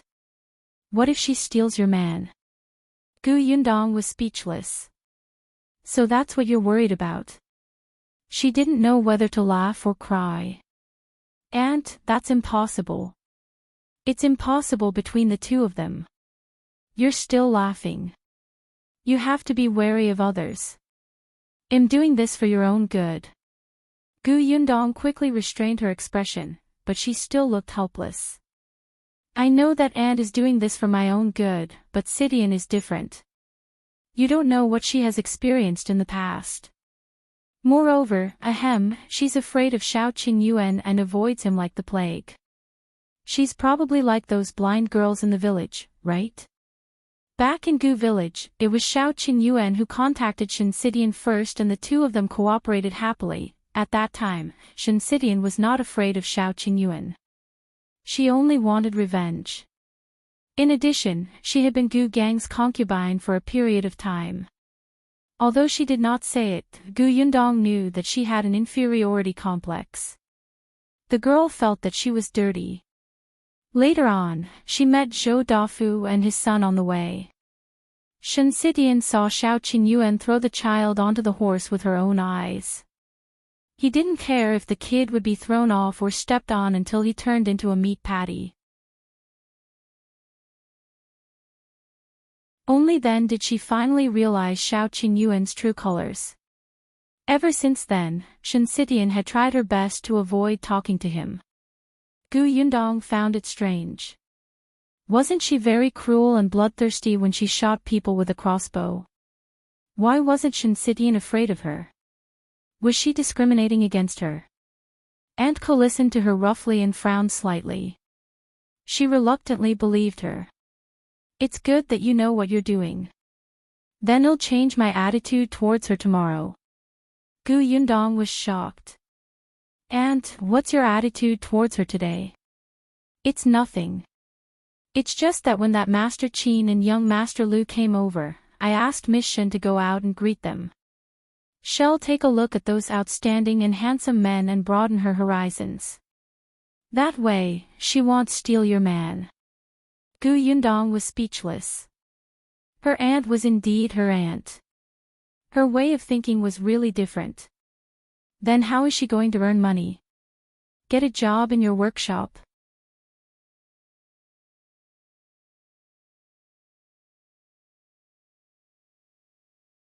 Chapter 396, Despair for Gu Yundong's Novel.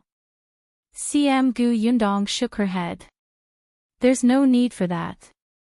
Sishan's embroidery skills are good. She plans to make some handkerchiefs and screens to sell. Don't worry, Aunt. She's not someone who's greedy for small gains and has no plans. She even said that she'll pay rent if she stays here. Aunt Ko raised her eyebrows. From what you said, that girl is not bad. So, if you get to know her better, you will find that she is a very gentle person, Gu Yundong said and hurriedly added, of course, you are also a very gentle person.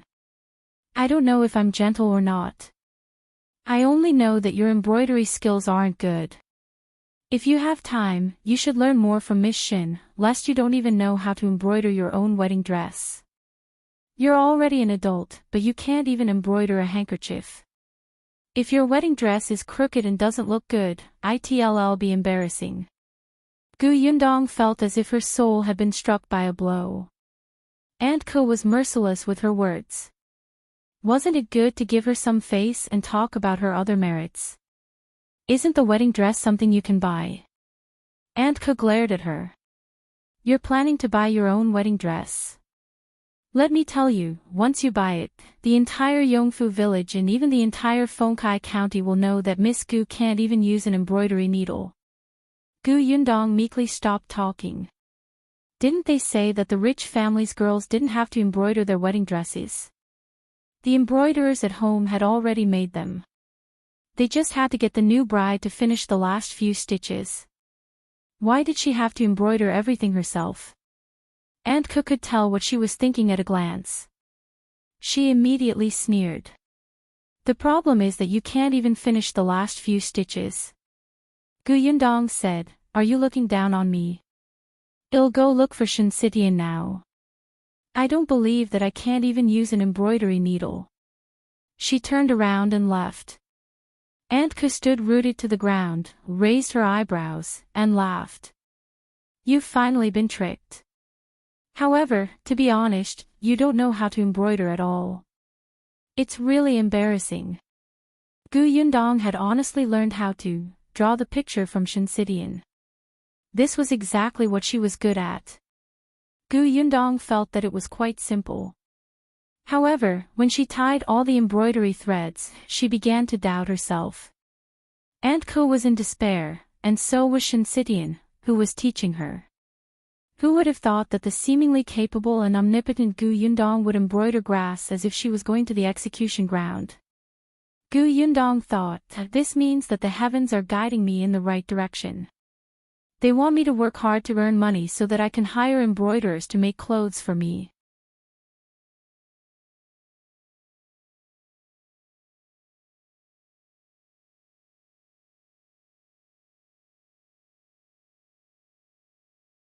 Chapter 397, Marriage Proposals Novel. CM Yundong. Madame Dong smiled at her. I'm actually here today to propose marriage for Qin Yuan. Logically speaking, the marriage proposal should have been discussed between the elders of both sides. However, you know Qin Yuan's situation.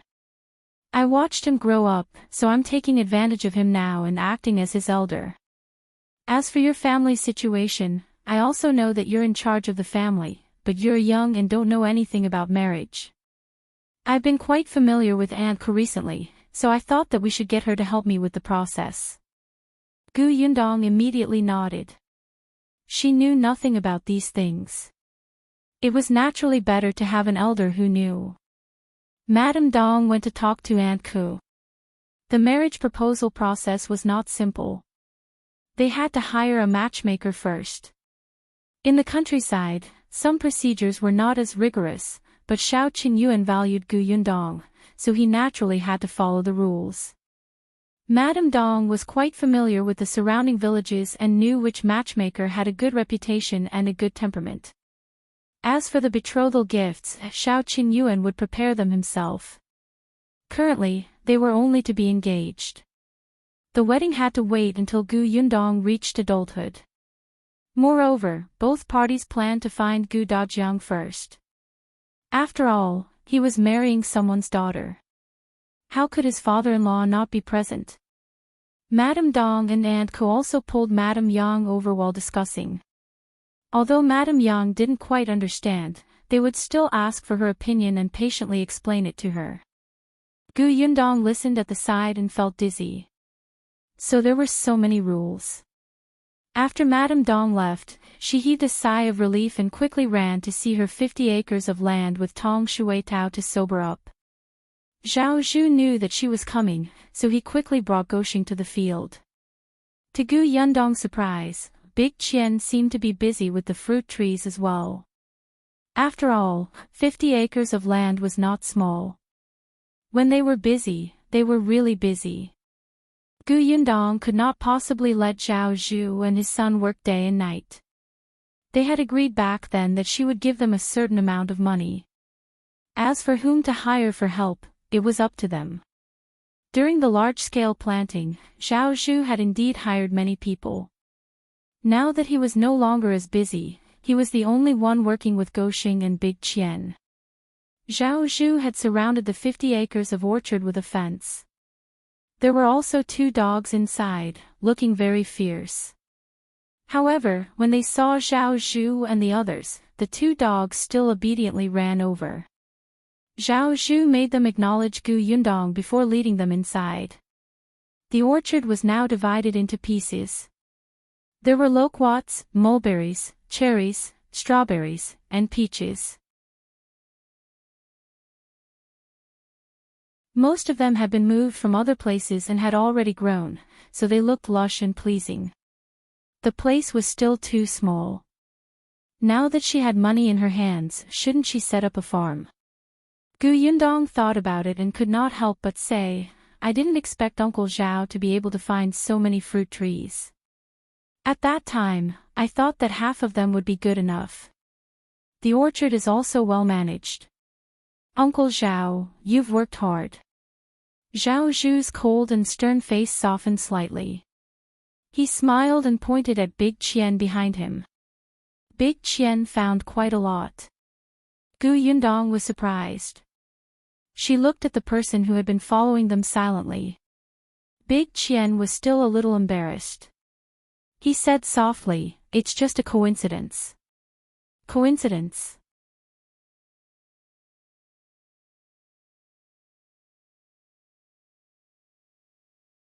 Chapter 398, Father, what do you mean? Box novel. CM Big Qian nodded. When I went out to look for work previously, I went to many places, so I know something. What kind of job did you find? He had earned 5 taels in a short period of time.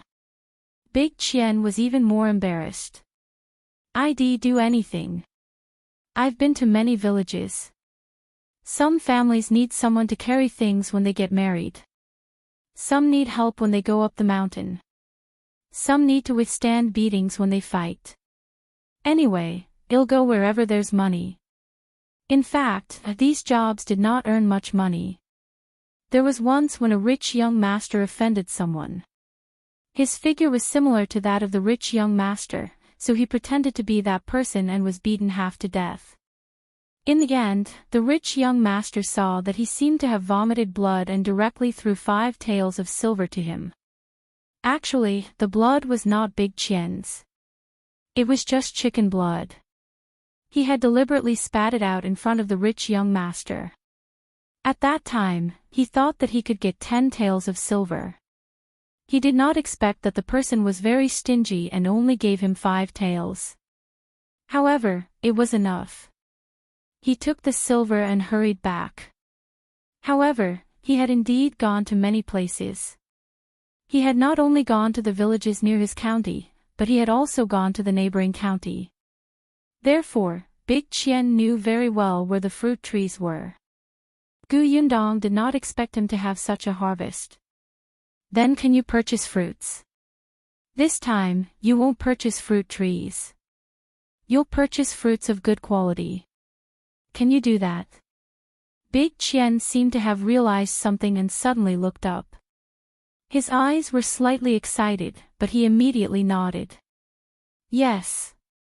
I need a lot of fruits, but I also need you to negotiate the price.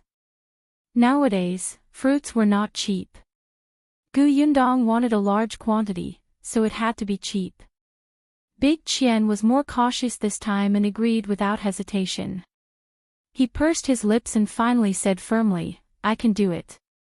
All right, I'll get 2 people to go with you another day. Think carefully about which fruit you want to collect and which village you want to go to. You also have to consider the time it will take to travel back and forth. Come to Yongfu village to look for me when you're done thinking about it. We'll talk about the salary then. Big Qian nodded heavily. Okay, I'll definitely think about it carefully. Gu Yundong looked at the orchard again. After asking Zhao Zhu about the planting, she planned to leave. However, just as she turned around, Big Qian chased after her. When he reached the entrance of the orchard, he took a deep breath and said solemnly, Boss, thank you. Gu Yundong was stunned for a moment before she understood that he should be referring to the time when Grandma Qian came to her house. She smiled. Do a good job. Then, she left with Tong Shui Tao. I will. Big Qian was overjoyed. He stomped his feet and ran home. Zhao Zhu and his son, who came out later, looked at his departing back with slightly complicated expressions. Gosheng, in particular, sounded a little envious. Big Qian is going to be successful too. Why? Don't you want him to be successful? Gosheng shook his head. No, I just feel like I'm the only one who doesn't have anything. Zhuangzi went to the county city to work as a clerk. I heard that he planned to do a good job and try to become a shopkeeper in 2 years. Now that Big Qian has been put in an important position by Miss Gu, he might be a manager in the future. I'm the only one here to carry water and turn the soil every day. Zhao Zhu reached out and patted his head. Why? Do you dislike it? Let me ask you, who told you that you're useless just because you carry water and turn the soil every day? Goshing looked up in confusion. Dad, what do you mean?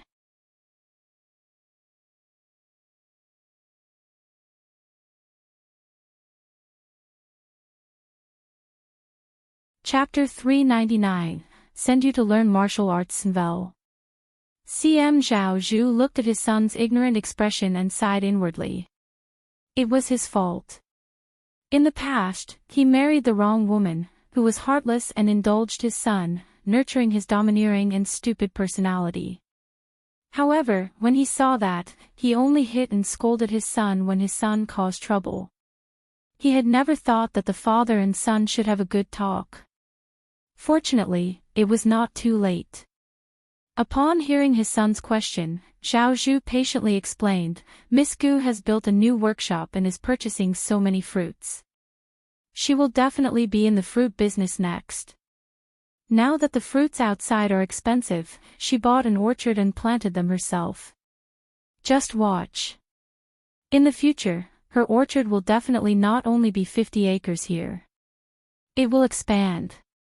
If you manage the orchard well and the fruits grow well, you might become the manager of the orchard in the future. Goshing was stunned for a moment.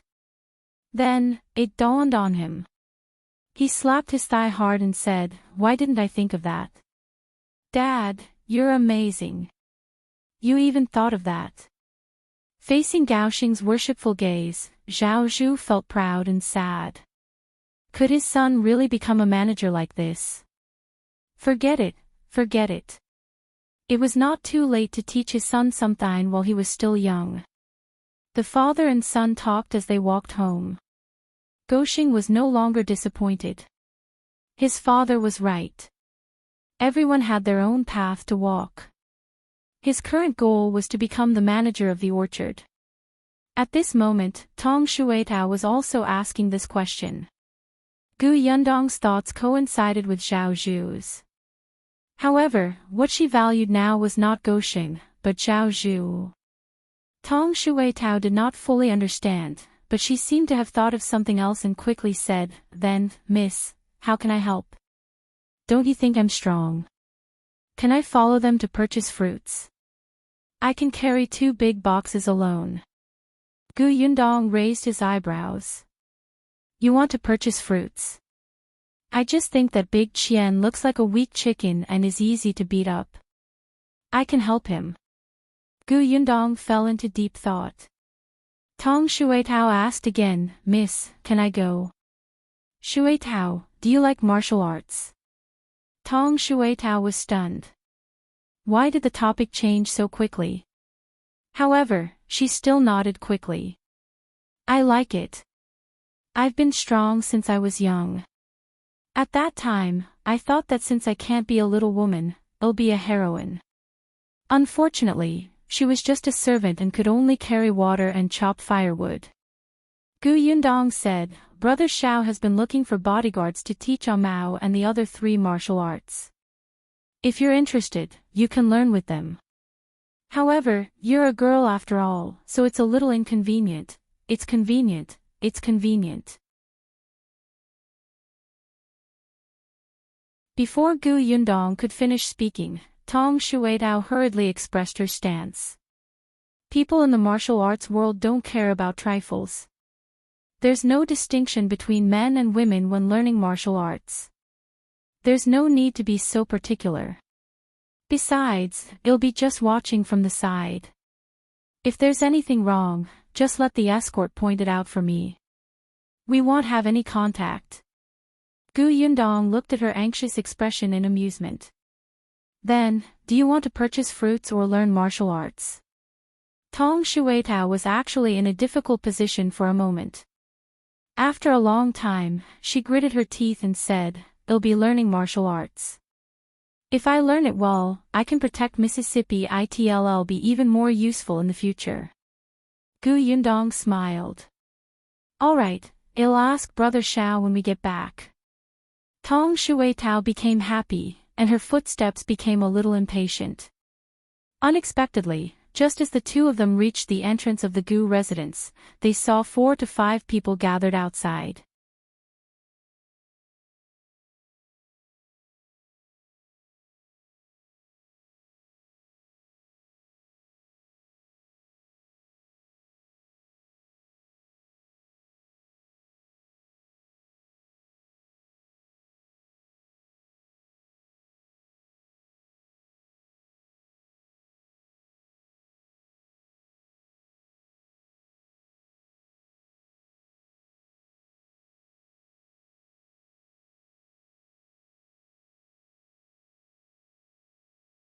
Chapter 402, Closing the Workshop Snvel.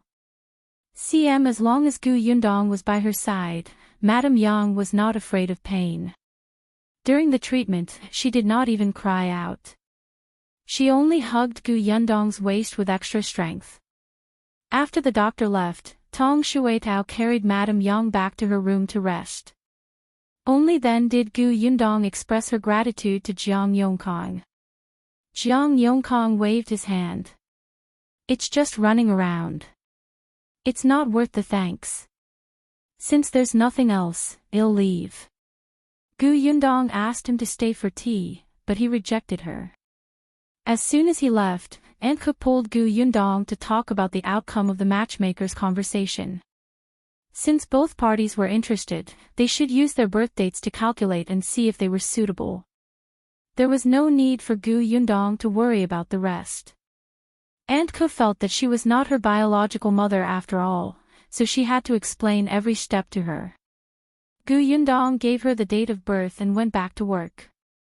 The sugarcane was gone, and it was almost time for the workshop to close. On the last day, Gu Yundong went to the Liu family's courtyard. Gu Yundong smiled when she saw that the courtyard had been tidied up and that the villagers were extremely reluctant to leave. It's been hard on everyone for the past few months. Besides your salary in the last month, you will be given an additional 100 copper coins as a reward. Everyone, rest well. When everyone heard that there was a bonus of 100 copper coins, they instantly came back to their senses with faint excitement on their faces. There's one more thing. I've told everyone last time that the workshop here has stopped. The new workshop will start work again in a few days, but this time, the workshop will recruit long-term workers. Have you thought about it when you go back? Wang Xuanzi was the first to respond. I'll do it. In any case, his family only had 2 acres of land and did not grow much crops. His wife could completely handle it alone. Before he worked in the Gu family, he had been looking for jobs for more than half a year. However, not only could he not find good work, but his salary was also low. He also had to spend money on food and accommodation outside. Wang Xuanzi felt that there was no better job than working in the Gu family. It was close to home, and he could help if anything occurred to his family. Moreover, the salary was high and stable. Most importantly, he had only been working in the Gu family for a few months, and his family had already eaten meat 3 to 4 times. His wife and children looked much better. Su Hua also raised her hand anxiously. Me too. I'll do it too. After Su Hua got married, she was originally cooking, washing clothes, and taking care of the children at home. Occasionally, she had to go to the fields.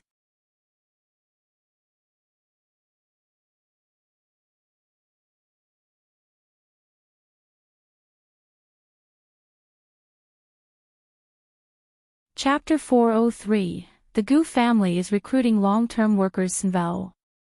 CM Gu Yundong counted, and in the end, 12 people agreed to stay. After all, long-term workers were different from short-term workers. They signed long-term contracts and had many restrictions. If you suddenly quit midway, the boss could sue you. These people had a lot of work to do at home, so they had no choice. The Liu family had originally rented the courtyard to Gu Yundong as a temporary workshop. The 3 of them worked here as temporary workers. Now that they were going to sign a long-term contract, only the couple agreed. As for Father Liu, firstly, he was old and secondly, there was other work at home. Someone had to do it. Gu Yundong had an idea of what to do. She said, "Since you've decided, well, sign a contract tomorrow. The salary will still be 500 copper coins at the beginning, but there will be 3 days of vacation every month. Well, start working at 7 in the morning, rest for 2 hours at noon, and stop at 5 in the evening. If there's anything at home or if you're not feeling well, you can take leave, but your salary will be deducted for a day." She explained some of the rules of the long-term workers first to avoid any controversy in the future. However, such conditions were enough to make these people excited and happy. Even the villagers who originally did not plan to sign long-term jobs were filled with envy and eagerness. However, they could not afford to leave their homes and could only feel regretful. Even so, they visited Gu Yundong afterwards, thinking that she could still look for them if she had short-term jobs one day. Gu Yundong agreed. She was very satisfied that no one had slacked off during this period of time. Once the matter was settled, Gu Yundong gave everyone their wages. Every month, on this day, everyone's eyes would light up, especially in the last month. Gu Yundong promised to give them an extra 100 copper coins. After settling the wages and coming out of the Liu family's courtyard, she looked up at the sky and heaved a sigh of relief. Big Qian had already gone to other villages to collect fruits. Eldest Tong and Lu Wei, who had joined in the fun, followed him. Gu Yundong also did not understand why Lu Wei was so enthusiastic about her business even though he did not care about his own business. No wonder old Master Lu wanted to throw him away every time he mentioned him. Xiao Qingyuan also invited the escort from the Jing family's bodyguard agency over. The guy was originally an escort who guided others in martial arts. He could be considered very experienced. After the escort came, he started training Ah Mao and the others the next day. Tong Shuitao also woke up early every day and ran to the Xiao family. Xiao Qingyuan even bought an old woman to help wash clothes and cook. However, he still came to the Gu house to eat every day. It was as if he could eat 2 more bowls of rice just by looking at Gu Yundong. The new workshop could already be used. Gu Yundong started to recruit people again. When this news came out, many people, be they from Yongfu village, Xianbei village, or the Song family village, came after hearing it. Not only did the Gu family's workshop have a high salary, but they also gave out things during the new year. Occasionally, there would be bonuses. These things had long been spread by the dozen or so short-term workers from before. Everyone who was related to Yongfu village knew that they worked well in the Gu family. As a result, many people came. Gu Yundong was shocked when she opened the door in the morning. She only planned to recruit 30 people this time. Everything had to be done slowly. After all, she did not know the fruit production here. If she recruited too many people but did not have much work, wouldn't she suffer a loss? Hence, she told everyone the number of people she needed and told them to be mentally prepared. She did not want too many people. Then, she got everyone to line up. The person sitting at the desk taking notes was the second son of the Tong family, Tong, and previously, this person was the fastest and most diligent when he learned how to read. Now that a few months had passed, he could recognize the basic words.